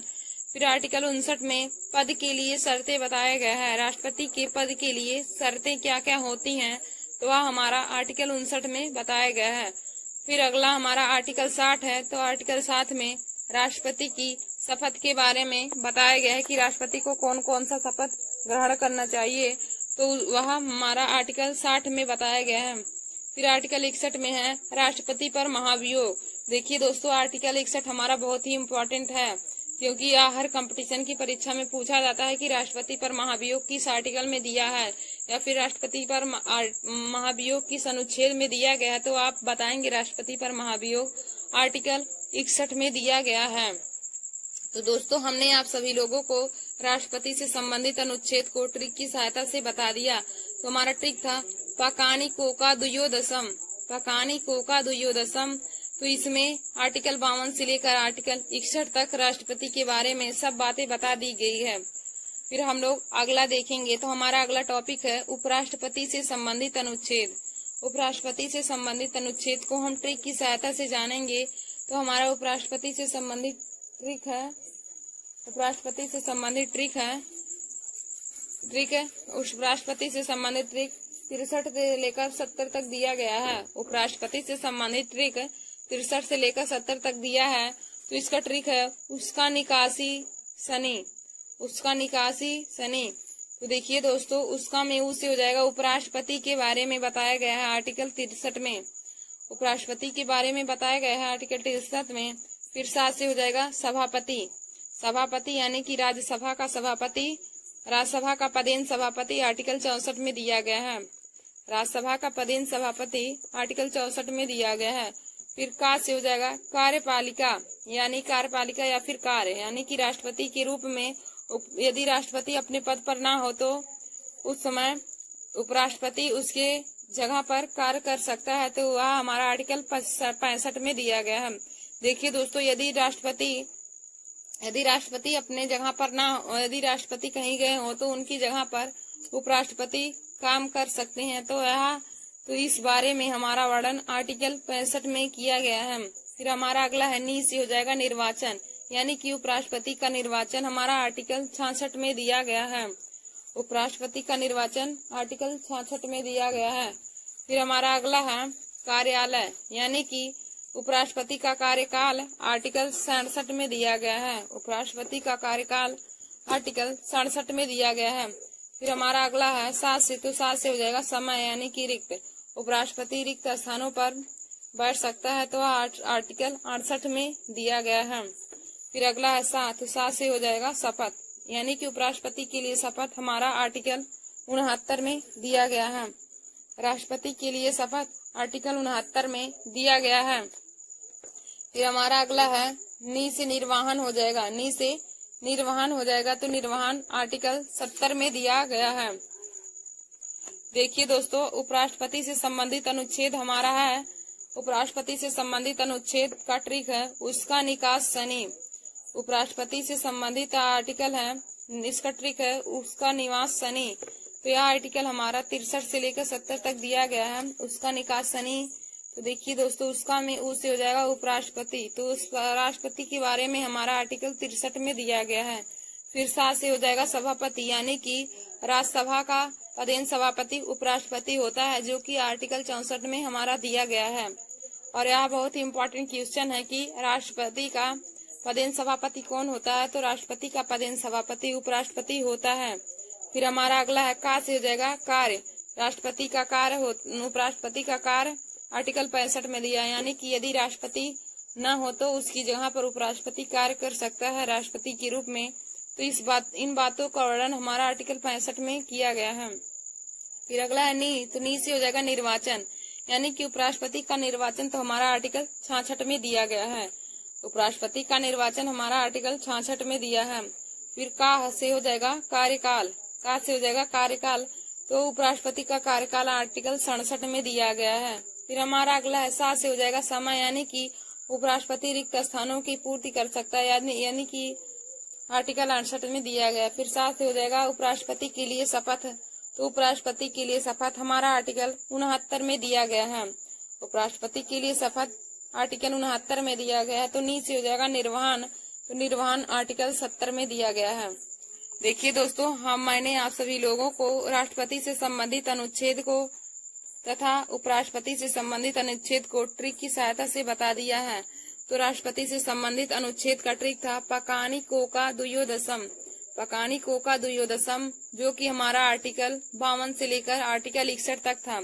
और उपराष्ट्रपति से संबंधित अनुच्छेद का ट्रिक है उसका निकास शनि। तो देखिए दोस्तों, यह हमारा आर्टिकल 63 से लेकर आर्टिकल 70 तक हम यह हर कंपटीशन की परीक्षा में पूछा जाता है। तो आप लोग इसे जरूर तैयार कर लीजिए। और देखिए दोस्तों, एक क्वेश्चन पूछा जाता है कि राष्ट्रपति पर महाभियोग किस आर्टिकल में दिया है। तो राष्ट्रपति पर महाभियोग आर्टिकल 61 में दिया है। यह बहुत ही इम्पोर्टेंट क्वेश्चन है। और यह भी पूछा जाता है कि राष्ट्रपति बनने के लिए, भारत का राष्ट्रपति बनने के लिए उम्र कितनी होनी चाहिए। तो देखिए दोस्तों, भारत का राष्ट्रपति बनने के लिए व्यक्ति की उम्र 35 वर्ष होनी चाहिए और भारत का उपराष्ट्रपति बनने के लिए 25 वर्ष होनी चाहिए। उपराष्ट्रपति बनने के लिए 25 वर्ष और राष्ट्रपति बनने के लिए 35 वर्ष होनी चाहिए। और देखिए दोस्तों, भारत का प्रधानमंत्री भी बनने के लिए 25 वर्ष उम्र होनी चाहिए। धन्यवाद दोस्तों, आप सभी लोग ऐसे ही हमारे वीडियो को देखने के लिए हमारे YouTube channel Nancy success classes को सब्सक्राइब कर लीजिए और पॉलिटी के मजेदार ट्रिक पाने के लिए भी। धन्यवाद।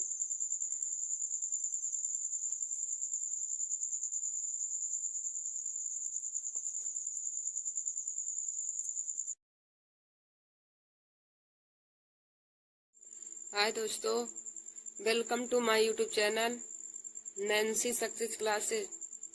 दोस्तों, आज मैं आप सभी लोगों को हिस्ट्री में बौद्ध धर्म के बारे में बताऊंगी। दोस्तों, आज का हमारा टॉपिक है बौद्ध धर्म। मैं आप सभी लोगों को हिस्ट्री में बौद्ध धर्म के बारे में बताऊंगी। देखिए दोस्तों, हिस्ट्री में बौद्ध धर्म से संबंधित बहुत ही महत्वपूर्ण क्वेश्चन पूछे जाते हैं। बौद्ध धर्म और जैन धर्म हिस्ट्री में बहुत ही इम्पोर्टेंट टॉपिक है, क्योंकि इससे हर कंपटीशन की परीक्षा में बहुत ही इम्पोर्टेंट क्वेश्चन पूछे जाते हैं। तो आज मैं आप सभी लोगों को बताऊंगी जो यूपीपी पुलिस की परीक्षा में इम्पोर्टेंट क्वेश्चन पूछे जाते हैं। तो देखिए दोस्तों, हम आज आप सभी लोगों को बौद्ध धर्म के बारे में पूरा बताएंगे। तो यहाँ पर देखिए, पहले हमने यहाँ पे लिखा संस्थापक। तो हम देखेंगे बौद्ध धर्म के संस्थापक कौन थे। तो देखिए दोस्तों, बौद्ध धर्म के संस्थापक महात्मा बुद्ध ने बौद्ध धर्म की स्थापना की थी। बौद्ध धर्म के संस्थापक महात्मा बुद्ध हैं। तो देखिए दोस्तों, महात्मा बुद्ध ने बौद्ध धर्म की स्थापना की थी। उसके बाद हमें पूछा जाता है कि बुद्ध शब्द का क्या अर्थ है। तो देखिए दोस्तों, बुद्ध शब्द का अर्थ होता है प्रकाशमान या जागृत, या फिर हम कह सकते हैं एक ज्ञान संपन्न व्यक्ति। ज्ञान संपन्न व्यक्ति को हम बुद्ध कहते हैं। देखिए दोस्तों, बुद्ध का अर्थ हो जाएगा एक ज्ञान संपन्न व्यक्ति, एक ज्ञान संपन्न व्यक्ति। देखिए दोस्तों, यहाँ पे संस्थापक है, तो बुद्ध धर्म के संस्थापक महात्मा बुद्ध जी हैं, और बुद्ध शब्द का अर्थ होता है एक ज्ञान संपन्न व्यक्ति। फिर उसके बाद आप लोग यहाँ पे नोट करके लिख लेंगे कि महात्मा बुद्ध को लाइट ऑफ एशिया यानी कि एशिया की रोशनी कहते हैं। महात्मा बुद्ध को लाइट ऑफ एशिया यानी कि एशिया की रोशनी कहते हैं, तथा इनके बचपन का नाम सिद्धार्थ था। देखिए दोस्तों, यदि आपको पूछे कि महात्मा बुद्ध को क्या कहा जाता है, तो महात्मा बुद्ध को लाइट ऑफ एशिया कहा जाता है, यानी कि एशिया की रोशनी कहा जाता है, तथा इनके बचपन का नाम सिद्धार्थ था। यदि पूछे कि महात्मा बुद्ध के बचपन का क्या नाम है, तो 4 विकल्प में दिया रहता है। जिस विकल्प में सिद्धार्थ दिया रहेगा, आप सभी लोग उसी विकल्प को सही लगाएंगे, क्योंककि महात्मा बुद्ध के बचपन का नाम सिद्धार्थ है। फिर हम आगे देखेंगे कि उनका जन्म कब हुआ था। तो देखिए दोस्तों, महात्मा बुद्ध का जन्म 563 बीसी का अर्थ हो जाएगा ईसा पूर्व। तो 563 ईसा पूर्व कपिल वस्तु के निकट लुम्बिनी गांव में, यानी लुम्बिनी गांव नेपाल में है, तो नेपाल में हुआ था। 563 ईसा पूर्व लुम्बिनी गांव नेपाल में हुआ था। देखिए दोस्तों, लुम्बिनी गांव नेपाल में है, तो लुम्बिनी गांव नेपाल में हुआ था। यदि ऑप्शन में कपिल वस्तु भी दिया हो, तो आप कपिल वस्तु को भी टिक कर सकते हैं।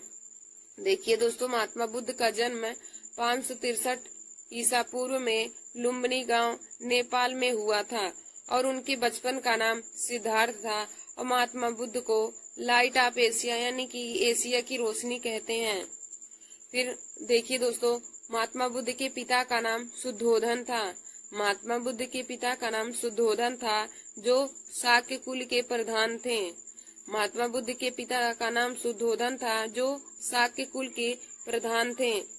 फिर हमारा अगला है, तो उनकी माता का नाम, महात्मा बुद्ध की माता का नाम, तो महात्मा बुद्ध के माता का नाम माया देवी था। महात्मा बुद्ध की माता का नाम माया देवी था, जो कोली गणराज की कन्या थी, जो कोली गणराज की कन्या थी।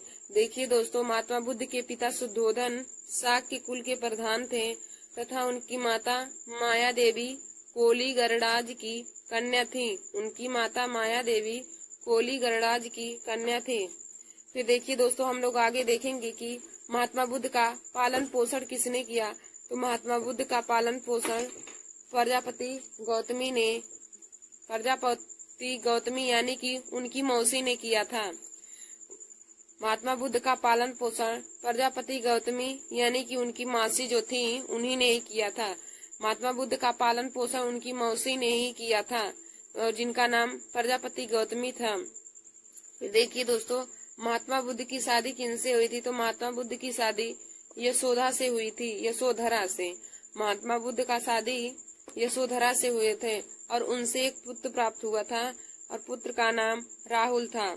महात्मा बुद्ध के पुत्र का नाम राहुल था, तथा उनकी पत्नी का नाम यशोधरा था। महात्मा बुद्ध की पत्नी का नाम यशोधरा, तथा उनके पुत्र का नाम राहुल था। फिर देखिए दोस्तों आगे, महात्मा बुद्ध के घोड़े का नाम कंथक था। महात्मा बुद्ध के घोड़े का नाम कंथक तथा सारथी का नाम चन्ना था। सारथी का नाम चन्ना तथा घोड़े का नाम कंठक है। देखिए दोस्तों, यह उनके महात्मा बुद्ध का जन्म, माता का नाम, पिता का नाम, उनका पालन पोषण, उनकी पत्नी का नाम, पुत्र का नाम, घोड़ा का नाम, सारथी का नाम, यह सभी बहुत ही इम्पोर्टेंट क्वेश्चन बन जाते हैं महात्मा बुद्ध के ऊपर, क्योंकि हिस्ट्री में महात्मा बुद्ध और जैन धर्म से संबंधित बहुत ही क्वेश्चन हिस्ट्री में पूछे जाते हैं। तो आप सभी लोग इस वीडियो को जरूर देख लीजिए और इन सभी क्वेश्चनों को बहुत ही अच्छी तरीके से एक कॉपी में नोट कर लीजिएगा। फिर देखिए दोस्तों, अब हम आगे देखेंगे कि महात्मा बुद्ध ने गृह त्याग कब किया था। तो महात्मा बुद्ध के गृह त्याग के बारे में हम पढ़ेंगे। 29 वर्ष की आयु में महात्मा बुद्ध ने गृह त्याग कर दिया था। उन्होंने 29 वर्ष की अवस्था में सन्यासी का जीवन धारण कर लिया था। और देखिए दोस्तों, हम लोग बौद्ध धर्म में गृह त्याग की भावना को क्या कहते हैं। तो देखिए दोस्तों, हमने यहाँ पे लिखा है, बौद्ध धर्म में गृह त्याग की भावना को यानी कि घटना को महाभिनिष्कर्मण कहते हैं। देखिए दोस्तों, बौद्ध धर्म में गृह त्याग की घटना को महाभिनिष्कर्मण कहते हैं। तो दोस्तों, यह भी बहुत ही इम्पोर्टेंट क्वेश्चन है कि क्वेश्चन में अभी पूछा जाता है कि बौद्ध धर्म में गृह त्याग की घटना को क्या कहते हैं। तो मैंने आप लोगों को बताया कि बौद्ध धर्म में गृह त्याग की घटना को महाभिनिष्कर्मण कहते हैं। बौद्ध धर्म में गृह त्याग की भावना को महाभिनिष्कर्मण कहते हैं। फिर आगे हम लोग देखेंगे कि महात्मा बुद्ध के प्रथम गुरु कौन थे। तो दोस्तों, महात्मा बुद्ध के प्रथम गुरु अलार कलाम थे। महात्मा बुद्ध के प्रथम गुरु अलार कलाम थे। फिर अगला हमारा है, अब हम आगे देखेंगे कि महात्मा बुद्ध को ज्ञान कहाँ और कब प्राप्त हुआ था।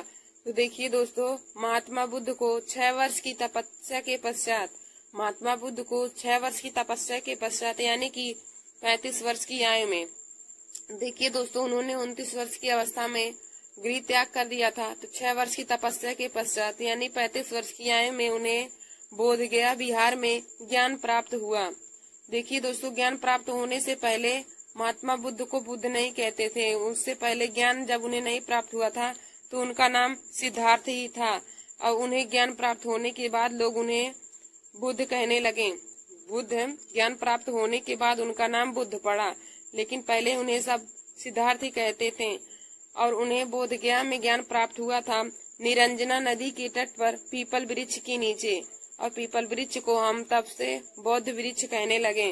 तब से उस पीपल वृक्ष को बौद्ध वृक्ष कहने लगे, क्योंकि उसी पीपल वृक्ष के नीचे महात्मा बुद्ध को ज्ञान की प्राप्ति हुई थी। इसलिए उस पीपल वृक्ष का नाम बौद्ध वृक्ष रख दिया गया।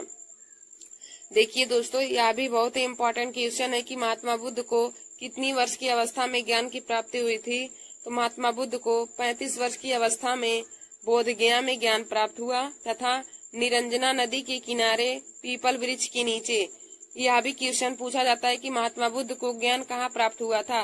तो आप लोग बताएंगे कि महात्मा बुद्ध को बोधगया बिहार में ज्ञान प्राप्त हुआ और किस नदी के किनारे पूछा जाता है और किस वृक्ष के नीचे। तो देखिए दोस्तों, निरंजना नदी के किनारे प्राप्त हुआ था तथा पीपल वृक्ष के नीचे प्राप्त हुआ। निरंजना नदी के तट पर पीपल वृक्ष के नीचे प्राप्त हुआ, तभी से उस पीपल वृक्ष को बौद्ध वृक्ष कहा जाता है। और दोस्तों, महात्मा बुद्ध को जब तक ज्ञान नहीं प्राप्त हुआ था तब तक उनका नाम सिद्धार्थ था तथा ज्ञान प्राप्त होने के बाद उनका नाम बुद्ध पड़ गया। फिर हम लोग आगे देखेंगे कि महात्मा बुद्ध ने प्रथम उपदेश कहाँ दिया था। महात्मा बुद्ध ने प्रथम उपदेश कहाँ दिया या फिर प्रथम सरमान कहाँ दिया था। तो महात्मा बुद्ध ने प्रथम उपदेश सारनाथ में दिया था। महात्मा बुद्ध ने प्रथम उपदेश सारनाथ में दिया था। और प्रथम उपदेश को क्या कहा गया है। तो प्रथम उपदेश को धर्म चक्र प्रवर्तन कहा गया। प्रथम उपदेश को धर्म चक्र प्रवर्तन कहा गया। देखिए दोस्तों, महात्मा बुद्ध ने अपना प्रथम उपदेश सारनाथ में दिया था। महात्मा बुद्ध ने प्रथम उपदेश सारनाथ में दिया और प्रथम उपदेश को धर्म चक्र परिवर्तन कहते हैं। प्रथम उपदेश को धर्म चक्र परिवर्तन कहते हैं। फिर हम लोग आगे देखेंगे कि महात्मा बुद्ध ने सबसे ज्यादा उपदेश कहाँ दिया। महात्मा बुद्ध ने सबसे ज्यादा उपदेश कहाँ दिया। तो देखिए दोस्तों, महात्मा बुद्ध ने सबसे ज्यादा उपदेश कौशल की राजधानी श्रावस्ती में दिया था।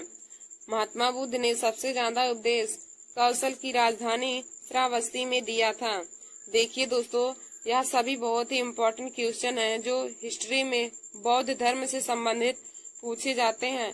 तो आप लोग इस वीडियो को जरूर देख लीजिए और अपने दोस्तों में शेयर कर लीजिए ताकि वे लोग भी हमारे इस वीडियो को देख लें और इन सभी क्वेश्चन के बारे में जान जाएं। तो उन्होंने सबसे ज्यादा उपदेश कौशल की राजधानी श्रावस्ती में दिया था। फिर हमारा अगला है, महात्मा बुद्ध का अंतिम उपदेश कहाँ था? ये महात्मा बुद्ध ने अंतिम उपदेश कहाँ दिया? तो दोस्तों, महात्मा बुद्ध ने अंतिम उपदेश कुशीनगर में दिया। महात्मा बुद्ध ने अंतिम उपदेश कुशीनगर में और किसको दिया था? तो सुभद्र को दिया था। देखिए दोस्तों, कुशीनगर मल्ल की राजधानी है। कुशीनगर मल्ल की राजधानी है, तो कुशीनगर में दिया था और किसको दिया था? तो सुभद्र को दिया था। यदि पूछे महात्मा बुद्ध ने अपना अंतिम उपदेश कहाँ दिया तथा किसको दिया, तो महात्मा बुद्ध ने अपना अंतिम उपदेश कुशीनगर में सुभद्र को दिया था। फिर हमारा अगला क्वेश्चन है कि महात्मा बुद्ध ने धर्म प्रचार प्रसार का केंद्र कहाँ था? महात्मा बुद्ध के धर्म प्रचार प्रसार का केंद्र कहाँ था? तो दोस्तों, महात्मा बुद्ध के धर्म प्रचार प्रसार का केंद्र मगध में था। महात्मा बुद्ध के धर्म प्रचार प्रसार का केंद्र मगध में था। फिर हमारा अगला क्वेश्चन है, महात्मा बुद्ध के उपदेश की भाषा कौन है? महात्मा बुद्ध के उपदेश की भाषा कौन सी है? तो दोस्तों, उनके उपदेश की भाषा पाली है। महात्मा बुद्ध के उपदेश की भाषा पाली है। फिर हम लोग आगे देखेंगे कि महात्मा बुद्ध के प्रिय शिष्य कौन था? महात्मा बुद्ध का प्रिय शिष्य कौन था? तो दोस्तों, महात्मा बुद्ध का प्रिय शिष्य आनंद एवं उपाली था। महात्मा बुद्ध के प्रिय शिष्य आनंद एवं उपाली थे तथा प्रथम शिष्य तपस्वी एवं भल्लिक थे। प्रथम शिष्य तपस्वी एवं भल्लिक थे, जबकि प्रिय शिष्य आनंद एवं उपाली थे। देखिए दोस्तों, प्रिय शिष्य आनंद एवं उपाली और प्रथम शिष्य तपस्वी एवं भल्लिक थे महात्मा बुद्ध के। फिर हम लोग आगे देखेंगे कि महात्मा बुद्ध की मृत्यु कब हुई थी? तो दोस्तों, महात्मा बुद्ध की मृत्यु 483 ईसा पूर्व कुशीनारा में हुआ था। कुशीनारा या कुशीनगर में हुआ था। महात्मा बुद्ध की मृत्यु 483 ईसा पूर्व कुशीनारा में हुआ था। और दोस्तों, बौद्ध धर्म में मृत्यु की भावना को या मृत्यु की घटना को महापरिनिर्वाण कहते हैं। बौद्ध धर्म में मृत्यु की घटना को महापरिनिर्वाण कहते हैं। देखिए दोस्तों, हमने यहाँ पर आपको बताया था कि गृह त्याग की भावना को बौद्ध धर्म में महाविनिष्कर्मण कहते हैं और मृत्यु की भावना को महापरिनिर्वाण कहते हैं। मृत्यु की घटना को महापरिनिर्वाण और गृह त्याग की भावना को महाविनिष्कर्मण कहते हैं। फिर हम आगे देखेंगे बौद्ध धर्म में ज्ञान प्राप्ति की घटना क्या कहते हैं। बौद्ध धर्म में ज्ञान प्राप्ति की घटना को क्या कहते हैं? तो दोस्तों, बौद्ध धर्म में ज्ञान प्राप्ति की भावना को संबोधि कहा जाता है। बौद्ध धर्म में ज्ञान प्राप्ति की घटना को संबोधि कहा गया है। और देखिए दोस्तों, महात्मा बुद्ध ने 4 दृश्य देखे थे। महात्मा बुद्ध ने 4 दृश्य देखे थे, जिसमें से पहला बूढ़ा व्यक्ति, दूसरा बीमार व्यक्ति, तीसरा मृत व्यक्ति और चौथा सन्यासी व्यक्ति। महात्मा बुद्ध ने 4 दृश्य देखे थे, बूढ़ा व्यक्ति, बीमार व्यक्ति, मृत व्यक्ति और सन्यासी व्यक्ति। देखिए दोस्तों, बूढ़ा व्यक्ति, बीमार व्यक्ति और मृत व्यक्ति, ये तीनों लोग दुखी थे और सन्यासी व्यक्ति खुश था। तो इन्होंने 4 दृश्य देखे। फिर अब दोस्तों, अब हम लोग आगे देखेंगे कि महात्मा बुद्ध के जीवन से संबंधित कौन कौन सी प्रतीक हैं। महात्मा बुद्ध की जीवन से संबंधित प्रतीक। तो देखिए दोस्तों, महात्मा बुद्ध के जीवन से संबंधित प्रतीक भी परीक्षा में पूछे जाते हैं। तो देखिए दोस्तों, इनके जन्म से संबंधित क्या प्रतीक है? तो महात्मा बुद्ध के जन्म से संबंधित प्रतीक कमल व सांड है। महात्मा बुद्ध के जन्म से संबंधित प्रतीक कमल व सांड है। और गृह त्याग से संबंधित प्रतीक घोड़ा है। गृह त्याग से संबंधित प्रतीक घोड़ा है। ज्ञान प्राप्ति से संबंधित प्रतीक पीपल है। ज्ञान प्राप्ति से संबंधित प्रतीक पीपल है। निर्वाण से संबंधित प्रतीक पदचिन्ह है और मृत्यु से संबंधित प्रतीक स्तूप है। देखिए दोस्तों, हमने आपको बताया कि महात्मा बुद्ध के जीवन से संबंधित महत्वपूर्ण प्रतीक। महात्मा बुद्ध की जीवन से संबंधित कौन कौन सी प्रतीक है उनको हम जानेंगे। तो देखिए दोस्तों, महात्मा बुद्ध के जन्म से संबंधित प्रतीक कमल व सांड है। गृह त्याग से संबंधित प्रतीक घोड़ा है। ज्ञान प्राप्ति से संबंधित प्रतीक पीपल है। निर्वाण से संबंधित प्रतीक पद चिन्ह है और मृत्यु से संबंधित प्रतीक स्तूप है। फिर देखिए दोस्तों, यह प्रतीक बहुत ही इम्पोर्टेंट है, आप सभी लोग इसको भी बहुत अच्छे तरीके से पढ़ लीजिए और कॉपी में नोट कर लीजिए। फिर उसके बाद आगे हम लोग देखेंगे बौद्ध धर्म में त्रिरत्न। बौद्ध धर्म में त्रिरत्न कौन कौन से थे तो उसको भी हम लोग देखेंगे। तो दोस्तों, बौद्ध धर्म में त्रिरत्न में नंबर 1 बुद्ध था, दूसरा धम्म और तीसरा संघ था। तो बौद्ध धर्म में त्रिरत्न यही है, बुद्ध धम्म और संघ। बौद्ध धर्म में त्रिरत्न बुद्ध धम्म और संघ था। फिर देखेंगे महात्मा बुद्ध के सत्य क्या थे। महात्मा बुद्ध के सत्य तो 4 सत्य थे। पहला दुख, दुख समुदाय, दुख निरोग और दुख निरोग प्रतिपदा। देखिए दोस्तों, महात्मा बुद्ध के सत्य क्या थे। तो महात्मा बुद्ध के सत्य थे दुख, दुख समुदाय, दुख निरोग प्रतिपदा। तो महात्मा बुद्ध के यही 4 सत्य थे। और हमने महात्मा बुद्ध की त्रिरत्न बताया, बुद्ध धम्म संघ। तो यही त्रिरत्न है, बुद्ध धम्म और संघ महात्मा बुद्ध के त्रिरत्न है। और सत्य 4 है, तो दुख, दुख समुदाय, दुख निरोग प्रतिपदा। फिर दोस्तों, अब हम लोग देखेंगे आगे बौद्ध संगीतियां। बौद्ध संगीतियां कब कब हुई थी और किसके शासन काल में हुई थी और कहाँ हुई थी उसके बारे में हम लोग जानेंगे। तो देखिए दोस्तों, बौद्ध संगीतियां 4 प्रकार की हैं। तो पहली बौद्ध संगति 483 ईसा पूर्व राजगिरी में हुआ था। पहली बौद्ध संगति 483 ईसा पूर्व राजगिरी में हुआ था और उस समय शासन अजातशत्रु का था तथा अध्यक्ष महाकश्यप का। उस समय शासन अजातशत्रु का था तथा अध्यक्ष महाकश्यप था। देखिए दोस्तों, पहली बौद्ध संगति 483 ईसा पूर्व राजगिरी में हुआ था और उस समय शासन अजातशत्रु का था तथा अध्यक्ष महाकश्यप का था। फिर हम लोग देखेंगे दूसरी बौद्ध संगति। तो दूसरी बौद्ध संगति 368 ईसा पूर्व 383 ईसा पूर्व वैशाली में हुआ था। दूसरी बौद्ध संगति 383 ईसा पूर्व वैशाली में हुआ था। फिर उस समय शासन कालाशोक का था। उस समय शासन कालाशोक का था तथा अध्यक्ष साव कमीर था। देखिए दोस्तों, दूसरी बौद्ध संगति 483 ईसा पूर्व वैशाली में हुआ था। उस समय शासन कालाशोक का था तथा अध्यक्ष साव कमीर का था। फिर हम लोग आगे देखेंगे कि तीसरी बौद्ध संगति कब हुई थी। तो तीसरी बौद्ध संगति 250 ईसा पूर्व पाटलिपुत्र में हुआ था। तीसरी बौद्ध संगति पाटलिपुत्र में 250 ईसा पूर्व में हुआ था। उस समय अशोक का शासन था तथा अध्यक्ष मोगलीपुत्र तिस्य था।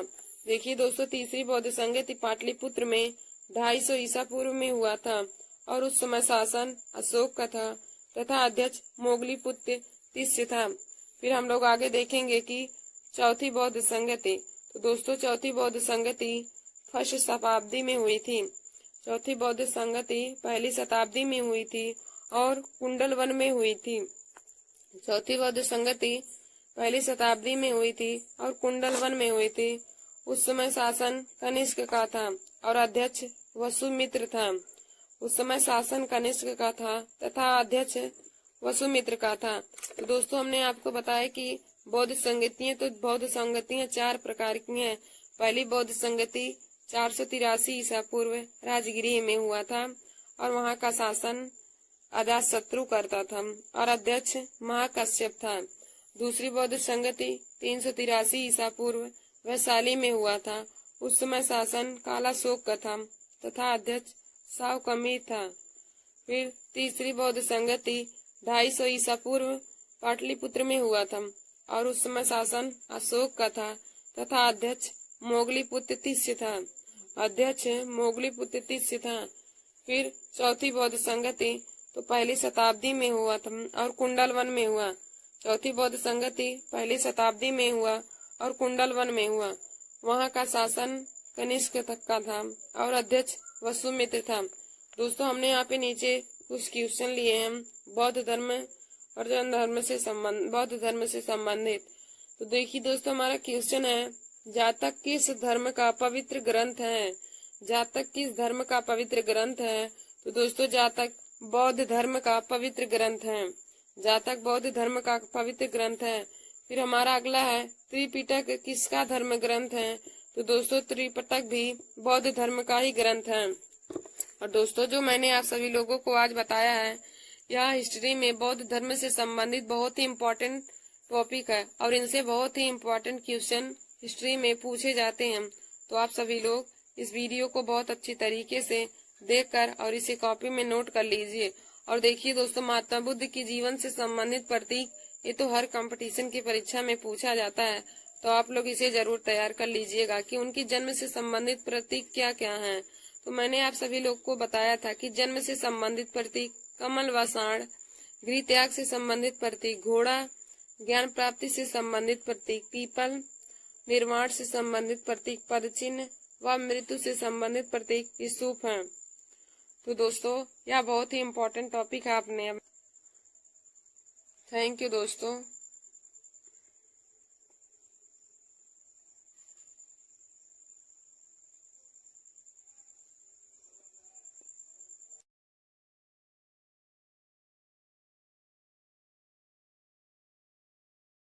जय हिंद, वंदे मातरम। दोस्तों, welcome to my YouTube channel.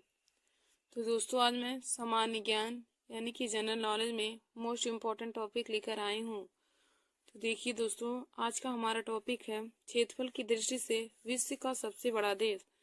देखिए दोस्तों, क्षेत्रफल की दृष्टि से विश्व का सबसे बड़ा देश को मैं आज आप सभी लोगों को ट्रिक की सहायता से बताऊंगी कि ट्रिक की सहायता से हम क्षेत्रफल की दृष्टि से विश्व के सबसे बड़े देश को कैसे आसानी से याद कर सकते हैं। देखिए दोस्तों, जनरल नॉलेज हर कंपटीशन की परीक्षा में पूछे जाते हैं। तो आप लोग हमारे इस वीडियो को देख लीजिए और अपने दोस्तों में भी शेयर कर लीजिए ताकि उन तक भी हमारा यह वीडियो पहुंच जाए। तो आज का हमारा टॉपिक है क्षेत्रफल की दृष्टि से विश्व का सबसे बड़ा देश। तो देखिए दोस्तों, क्षेत्रफल की दृष्टि से विश्व के सबसे बड़े देश को मैं आज ट्रिक की सहायता से बताऊंगी। तो हमारा ट्रिक है, रुक चीन अब आया भारत। क्षेत्रफल की दृष्टि से विश्व के सबसे बड़ा देश को याद करने का ट्रिक है, रुक चीन अब आया भारत। तो देखिए दोस्तों, रुक चीन में रुक, देखिए रुक से हो जाएगा, रुक में रूस से हो जाएगा रूस, रुक में रूस से हो जाएगा रूस और का से हो जाएगा कनाडा। तो रूस से हो जाएगा रूस, का से कनाडा हो जाएगा। अब देखिए दोस्तों, चीन में चीन से पूरा हो जाएगा चीन देश। फिर अब में आज से हो जाएगा अमेरिका, अब में आज से हो जाएगा अमेरिका और बाद से हमारा हो जाएगा ब्राजील देश, बाद से ब्राजील है। फिर आया में बड़ा आज से हो जाएगा ऑस्ट्रेलिया और यहाँ से कुछ नहीं होगा, आया में आज से हो जाएगा ऑस्ट्रेलिया। और देखिए दोस्तों, भारत में भारत से हो जाएगा हमारा भारत देश। तो देखिए दोस्तों, क्षेत्रफल की दृष्टि से विश्व का सबसे बड़ा देश, तो इसका ट्रिक है, रुक चीन अब आया भारत, रुक चीन अब आया भारत। तो रुक में रूस से हो जाएगा रूस, का से हो जाएगा कनाडा, रुक में रूस से हो जाएगा रूस और का से हो जाएगा कनाडा। अब चीन से हमारा चीन देश हो जाएगा। अब में आ से हो जाएगा अमेरिका, बाद से हो जाएगा ब्राजील, अब में आ से अमेरिका हो जाएगा और बाद से ब्राजील हो जाएगा। आया में बड़ा आ से हो जाएगा ऑस्ट्रेलिया और भारत से हमारा भारत देश हो जाएगा।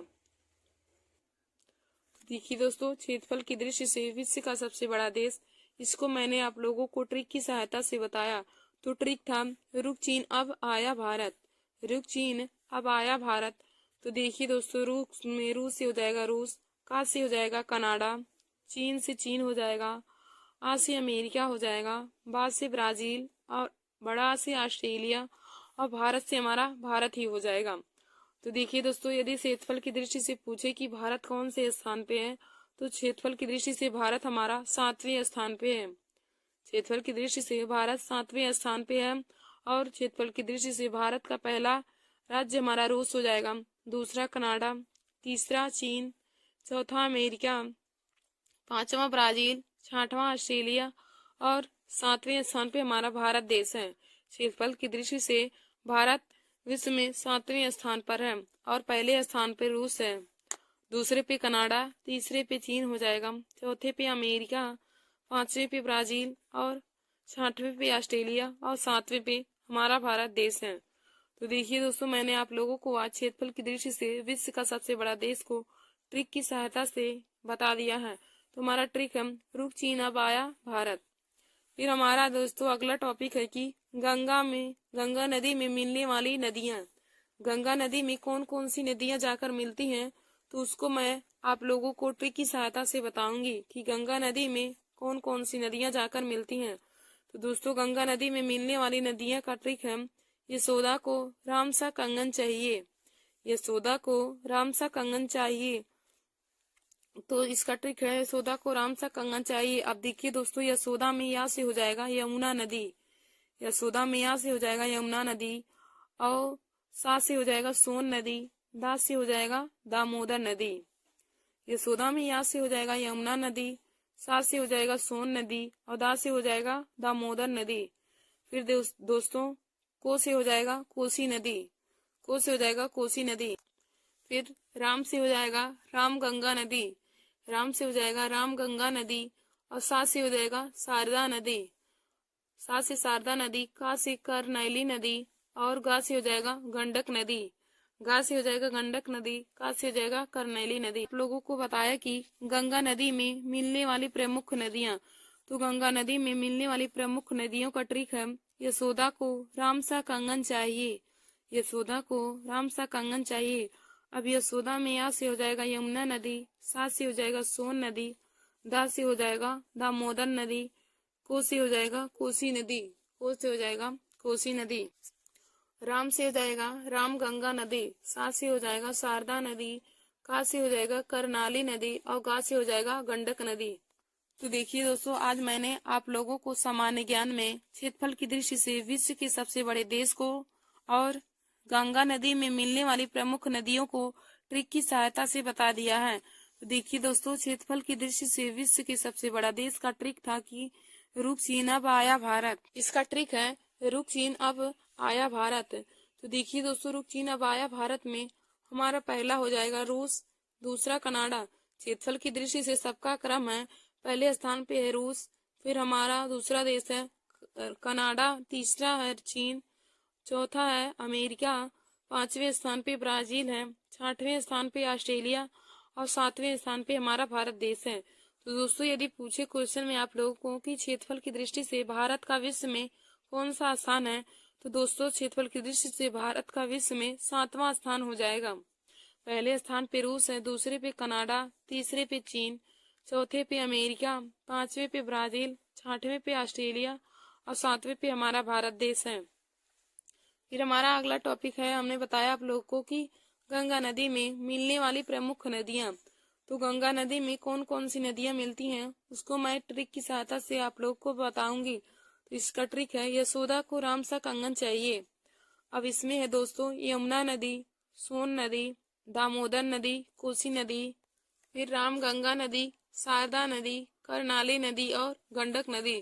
तो दोस्तों, आज मैंने आप सभी लोगों को जीके में बहुत ही महत्वपूर्ण टॉपिक बताया है। तो दोस्तों, ऐसे ही हमारे वीडियो को देखने के लिए आप सब लोग हमारे YouTube channel Nancy success classes को सब्सक्राइब कर लीजिए और दोस्तों में लाइक और शेयर करना ना भूलिए। धन्यवाद दोस्तों। हाय दोस्तों, welcome to my YouTube channel Nancy success classes. आज मैं आप सभी लोगों को जीके में महत्वपूर्ण टॉपिक को बताऊंगी, वो भी ट्रिक की सहायता से। देखिए दोस्तों, ट्रिक की सहायता से आप सब लोग किसी भी चीज को बहुत जल्दी याद कर सकते हैं। तो हमने यहाँ पे पहला लिया है क्वेश्चन, भारत में यूरोपीय कंपनियों के आगमन। भारत में यूरोपीय कंपनियों का आगमन। तो देखिए दोस्तों, हम भारत में यूरोपीय कंपनियों का आने का क्या क्रम है उसको ट्रिक की सहायता से बताएंगे और आप लोग ट्रिक से याद करेंगे तो आपको भूलेगा भी नहीं। तो भारत में यूरोपीय कंपनियों के आगमन का ट्रिक है पुत्र अड़ा डैड फंसा। भारत में यूरोपीय कंपनियों के आगमन का ट्रिक है पुत्र अड़ा डैड फंसा। तो दोस्तों, पुत्र में पू से हो जाएगा पुर्तगाली, जो 1498 ईस्वी में भारत में आए थे। फिर अगला है आ से हो जाएगा अंग्रेज, जो 1600 ईस्वी में भारत में आए थे। फिर डा से हो जाएगा डच 1602 ईस्वी में भारत में आए थे। फिर हमारा अगला है डै से, दोस्तों डै से हो जाएगा डैनिश 1616 ईस्वी में भारत में आए थे। फिर हमारा फा से है तो फ्रांसीसी हो जाएगा, फ्रांसीसी लोग 1664 ईस्वी में भारत में आए थे। फा से फ्रांसीसी हो जाएगा तो फ्रांसीसी लोग 1664 ईस्वी में भारत में आए थे। फिर सा से स्वीडिश हो जाएगा, स्वीडिश लोग 1731 ईस्वी में भारत में आए थे। देखिए दोस्तों, भारत में यूरोपीय कंपनियों के आगमन का ट्रिक है पुत्र अडा डैड फंसा। तो दोस्तों पुत्र में पू से हो जाएगा पुर्तगाली और अडा में आ से हो जाएगा अंग्रेज, डा से डच हो जाएगा और डैश से डैनिश हो जाएगा, फा से फ्रांसीसी हो जाएगा और सा से स्वीडिश हो जाएगा। देखिए दोस्तों, सबसे पहले भारत में पुर्तगाल आए थे 1498 ईस्वी में, फिर अंग्रेज लोग आए थे 1600 ईस्वी में, फिर डच लोग आए थे 1602 ईस्वी में, फिर डैनिश लोग आए थे 1616 ईस्वी में, फिर फ्रांसीसी लोग आए थे 1664 ईस्वी में, फिर हमारा है अगला स्वीडिश लोग आए थे 1731 ईस्वी में। तो हमने भारत की यूरोपीय कंपनियों को ट्रिक की सहायता से देखा पुत्र अडा डैड फंसा। फिर दोस्तों हम लोग आगे देखेंगे भारत की 7 बहनें। भारत की 7 बहनें क्या है तो उसको ट्रिक की सहायता से जानेंगे। तो भारत की 7 बहनें का ट्रिक है दोस्तों एटीएम आना मम्मी। भारत की 7 बहनें का ट्रिक है एटीएम आना मम्मी। तो दोस्तों एटीएम में ए से हो जाएगा असम, टी से हो जाएगा त्रिपुरा, यम से मेघालय, आना में आ से हो जाएगा अरुणाचल प्रदेश, ना से हो जाएगा नागालैंड और मा से हो जाएगा मणिपुर और मी से हो जाएगा मिजोरम। देखिए दोस्तों, भारत की 7 बहनें का ट्रिक है एटीएम आना मम्मी। तो हो जाएगा ए से असम, टी से त्रिपुरा, यम से मेघालय, आ से अरुणाचल प्रदेश और ना से नागालैंड और यम से मणिपुर और मी से मिजोरम हो जाएगा। देखिए दोस्तों, भारत की 7 बहनें कौन हैं तो असम, त्रिपुरा, मेघालय, अरुणाचल प्रदेश, नागालैंड, मिजोरम और मणिपुर। असम, त्रिपुरा, मेघालय, अरुणाचल प्रदेश, नागालैंड, मिजोरम और मणिपुर भारत की 7 बहनें हैं। फिर हमारा अगला है भारत के पड़ोसी देश। भारत के पड़ोसी देश को हम लोग ट्रिक की सहायता से देखेंगे। तो भारत के पड़ोसी देश का ट्रिक है राम ने बचपन में एमबीए किया। राम ने बचपन में एमबीए किया। तो दोस्तों देखिए दोस्तों, यहाँ पे राम ने से कुछ नहीं होगा और बचपन में से होगा। तो बचपन में बा से हो जाएगा बांग्लादेश, चा से चीन हो जाएगा, पा से पाकिस्तान और ना से नेपाल। बा से बांग्लादेश, चा से चीन, पा से पाकिस्तान, ना से नेपाल, यम से म्यांमार, बी से भूटान और ए से अफगानिस्तान। यम से म्यांमार, बी से भूटान और ए से अफगानिस्तान हो जाएगा भारत के पड़ोसी देश। तो इसका ट्रिक है राम ने बचपन में एमबीए किया। राम ने बचपन में एमबीए किया। तो दोस्तों बचपन में बा से हो जाएगा बांग्लादेश, चा से चीन, पा से पाकिस्तान, ना से नेपाल, यम से म्यांमार, बी से भूटान और ए से अफगानिस्तान। देखिए दोस्तों, भारत के पड़ोसी देश हैं बांग्लादेश, चीन, पाकिस्तान, नेपाल, म्यांमार, भूटान और अफगानिस्तान। फिर हमारा अगला है कर्क रेखा किन किन राज्यों से गुजरती है। तो हम लोग उसको भी ट्रिक की सहायता से देखेंगे।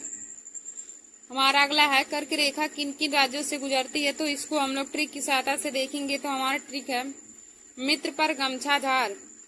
देखिए दोस्तों, कर्क रेखा का ट्रिक है मित्र पर गमछा झार। तो इसमें मित्र में मी से हो जाएगा मिजोरम, त्रा से हो जाएगा त्रिपुरा, मी से मिजोरम, त्रा से त्रिपुरा, पा से पश्चिम बंगाल, पा से पश्चिम बंगाल हो जाएगा, रा से राजस्थान, गा से गुजरात, मा से मध्य प्रदेश, छा से छत्तीसगढ़ और झार से हो जाएगा झारखंड। झार से हो जाएगा झारखंड।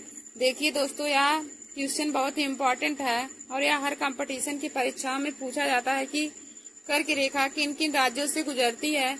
तो देखिए दोस्तों, इसका ट्रिक है मित्र पर गमछा झार। मित्र में मी से हो जाएगा मिजोरम, त्रा से हो जाएगा त्रिपुरा, पा से पश्चिम बंगाल, रा से राजस्थान, गा से गुजरात, मा से मध्य प्रदेश, छा से छत्तीसगढ़ और झार से हो जाएगा झारखंड। तो देखिए दोस्तों, कर्क रेखा हमारा कुल 8 राज्यों से होकर गुजरता है। कर्क रेखा कुल 8 राज्यों से गुजरता है। मिजोरम, त्रिपुरा, पश्चिम बंगाल, राजस्थान, गुजरात, मध्य प्रदेश, छत्तीसगढ़ और झारखंड। यह 8 राज्यों से होकर हमारा कर्क रेखा गुजरता है। फिर हम लोग अगला टॉपिक देखेंगे। तो हमारा अगला टॉपिक है गेहूं उत्पादन करने वाले प्रमुख राज्य। गेहूं उत्पादन करने वाले प्रमुख राज्य। तो दोस्तों, गेहूं उत्पादन करने वाले प्रमुख राज्य, तो इसका ट्रिक है यूपी बीमार है। गेहूं उत्पादन करने वाले प्रमुख राज्य का ट्रिक है दोस्तों यूपी बीमार है। तो देखिए दोस्तों, यूपी में यू से हो जाएगा उत्तर प्रदेश, पी से हो जाएगा पंजाब, बी से हो जाएगा बिहार। यू से उत्तर प्रदेश, पी से पंजाब, बी से बिहार हो जाएगा और मा से हो जाएगा मध्य प्रदेश, रा से हो जाएगा राजस्थान और है से हो जाएगा हरियाणा। ऐसे हो जाएगा हरियाणा। तो हमने देखा गेहूं उत्पादन करने वाले प्रमुख राज्य का ट्रिक है यूपी बीमार है। उस यू से हो जाएगा उत्तर प्रदेश, पी से पंजाब, बा से बिहार हो जाएगा और मा से मध्य प्रदेश, रा से राजस्थान और है से हरियाणा हो जाएगा। अब हम लोग आगे देखेंगे दिल्ली सल्तनत के वंशों का क्रम। दिल्ली सल्तनत के वंशों का क्रम। तो देखिए दोस्तों, दिल्ली सल्तनत में 5 वंश थे। दिल्ली सल्तनत में 5 वंश थे। तो 5 वंशों को हम ट्रिक की सहायता से देखेंगे। तो इसका ट्रिक है गुलाब खिले तो सैयद लौटा। गुलाब खिले तो सैयद लौटा। दिल्ली सल्तनत के वंशों का क्रम है गुलाब खिले तो सैयद लौटा। देखिए दोस्तों, गुलाब से हो जाएगा गुलाब वंश, गुलाम वंश। गुलाब से हो जाएगा गुलाम वंश या गुलाब वंश और खिले से हो जाएगा खिलजी वंश। गुलाब वंश, खिलजी वंश, ता से हो जाएगा तुगलक वंश, सैयद से हो जाएगा सैयद वंश और लौटा से हो जाएगा लोधी वंश। लौटा से हो जाएगा लोधी वंश। देखिए दोस्तों, दिल्ली सल्तनत के वंशों का क्रम। तो देखिए दोस्तों, दिल्ली सल्तनत में 5 वंश थे और 5 वंशों को हम ट्रिक की सहायता से जानेंगे। तो हमारा इसका ट्रिक है गुलाब खिले तो सैयद लौटा। गुलाब खिले तो सैयद लौटा। अब देखिए दोस्तों, गुलाब का हो जाएगा, गुलाब से हो जाएगा गुलाम वंश या गुलाब वंश, खिले से हो जाएगा खिलजी वंश, अता से हो जाएगा तुगलक वंश, सैयद से हो जाएगा सैयद वंश और लौटा से हो जाएगा लोधी वंश। देखिए दोस्तों, यह बहुत ही इम्पोर्टेंट टॉपिक है कि दिल्ली सल्तनत में कितने वंश थे। तो आप लोग जानते हैं कि दिल्ली सल्तनत में 5 वंश थे, गुलाब वंश, खिलजी वंश, तुगलक वंश, सैयद वंश और लोधी वंश। गुलाब वंश, खिलजी वंश, तुगलक वंश, सैयद वंश और लोधी वंश। अब हम लोग आगे देखेंगे। अगला हमारा टॉपिक है जीवाणु से होने वाले प्रमुख रोग। जीवाणु से होने वाले प्रमुख रोग को हम ट्रिक की सहायता से जानेंगे। तो इसका हमारा ट्रिक है पंडित का टीका नींव है। जीवाणु से होने वाले प्रमुख रोग को ट्रिक की सहायता से जानेंगे। तो हमारा ट्रिक है पंडित का टीका नींव है।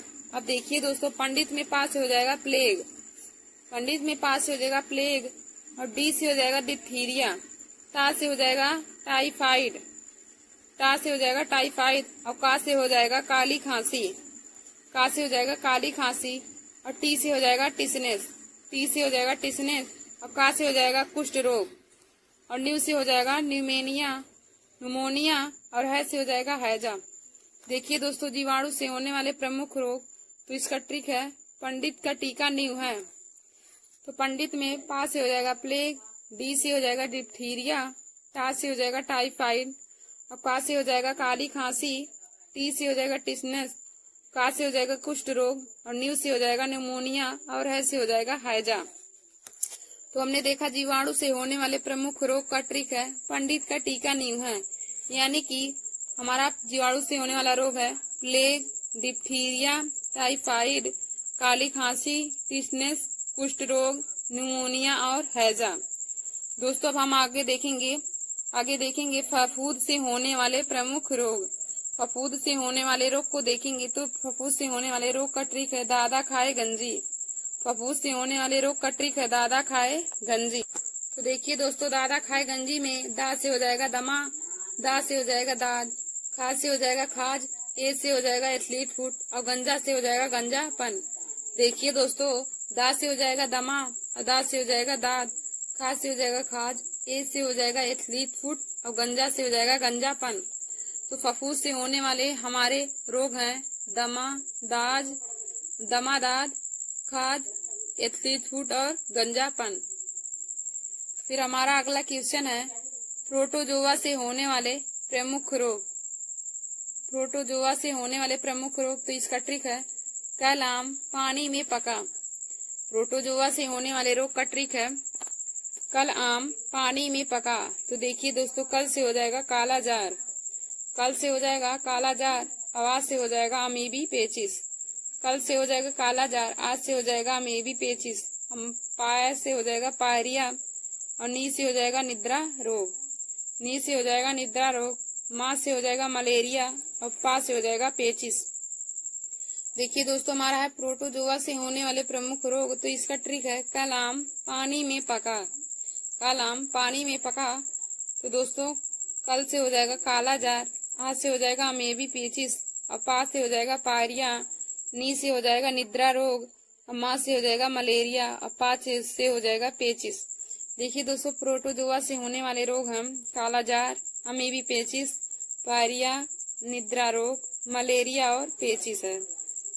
हमारा अगला है टॉपिक जायद की फसल। जायद की फसल, तो हम जायद की फसल को ट्रिक की सहायता से जानेंगे। जायद की फसल कौन कौन सी है उसको ट्रिक की सहायता से जानेंगे। तो इसका ट्रिक है ताऊ खीरा खाकर मरे। जायद की फसल का ट्रिक है ताऊ खीरा खाकर मरे। तो देखिए दोस्तों, ताऊ खीरा खाकर मरे, इसमें देखेंगे ता से हो जाएगा तरबूज, ऊ से हो जाएगा उड़द। ता से हो जाएगा तरबूज, ऊ से हो जाएगा उड़द और खीरा में खी से हो जाएगा खीरा और रा से हो जाएगा राई। खा से हो जाएगा खीरा और रा से हो जाएगा राई और खा से हो जाएगा खरबूज और का से हो जाएगा ककड़ी। खा से खरबूज हो जाएगा और का से ककड़ी हो जाएगा और माँ से मूंग हो जाएगा। हमारा जायद की फसल का ट्रिक है ताऊ खीरा खाकर मरे। जायद की फसल का ट्रिक है ताऊ खीरा खाकर मरे। तो दोस्तों, ताऊ में ता से हो जाएगा तरबूज और ऊ से हो जाएगा उड़द, खीरा से हो जाएगा, खा से हो जाएगा खीरा और रा से हो जाएगा राई और खा से खरबूज हो जाएगा, का से ककड़ी और माँ से मूंग हो जाएगा। तो देखिए दोस्तों, जायद की फसल हमारी है तरबूज, उड़द, खीरा, राई, खरबूजा, ककड़ी और मूंग। खरबूज, उड़द, खीरा, राई, खरबूज, ककड़ी, मूंग है। फिर हमारा अगला क्वेश्चन है भारत के 5 नाम। तो भारत के 5 नाम को हम ट्रिक की सहायता से जानेंगे। देखिए दोस्तों, भारत के 5 नाम क्या क्या है। तो इसका ट्रिक है बिहार। भारत के 5 नाम का ट्रिक है बिहार। तो दोस्तों, बिहार में बी से हो जाएगा भारत, आई से हो जाएगा इंडिया, एच से हो जाएगा हिंदुस्तान, ए से हो जाएगा आर्यावर्त और आर से हो जाएगा रेखा खंड। देखिए दोस्तों, भारत के 5 नाम का ट्रिक है बिहार। तो बिहार में बी से हो जाएगा भारत, आई से हो जाएगा इंडिया, एच से हो जाएगा हिंदुस्तान, ए से आर्यावर्त और आर से रेखा खंड। तो भारत के 5 नाम है भारत, इंडिया, हिंदुस्तान, आर्यावर्त और रेखा खंड। देखिए दोस्तों, भारत को सोने की चिड़िया भी कहा जाता है। और थैंक यू दोस्तों, आप सभी लोग ऐसे ही जीके के इंटरेस्टिंग ट्रिक को पाने के लिए आप हमारे यूट्यूब चैनल को सब्सक्राइब कर लीजिए।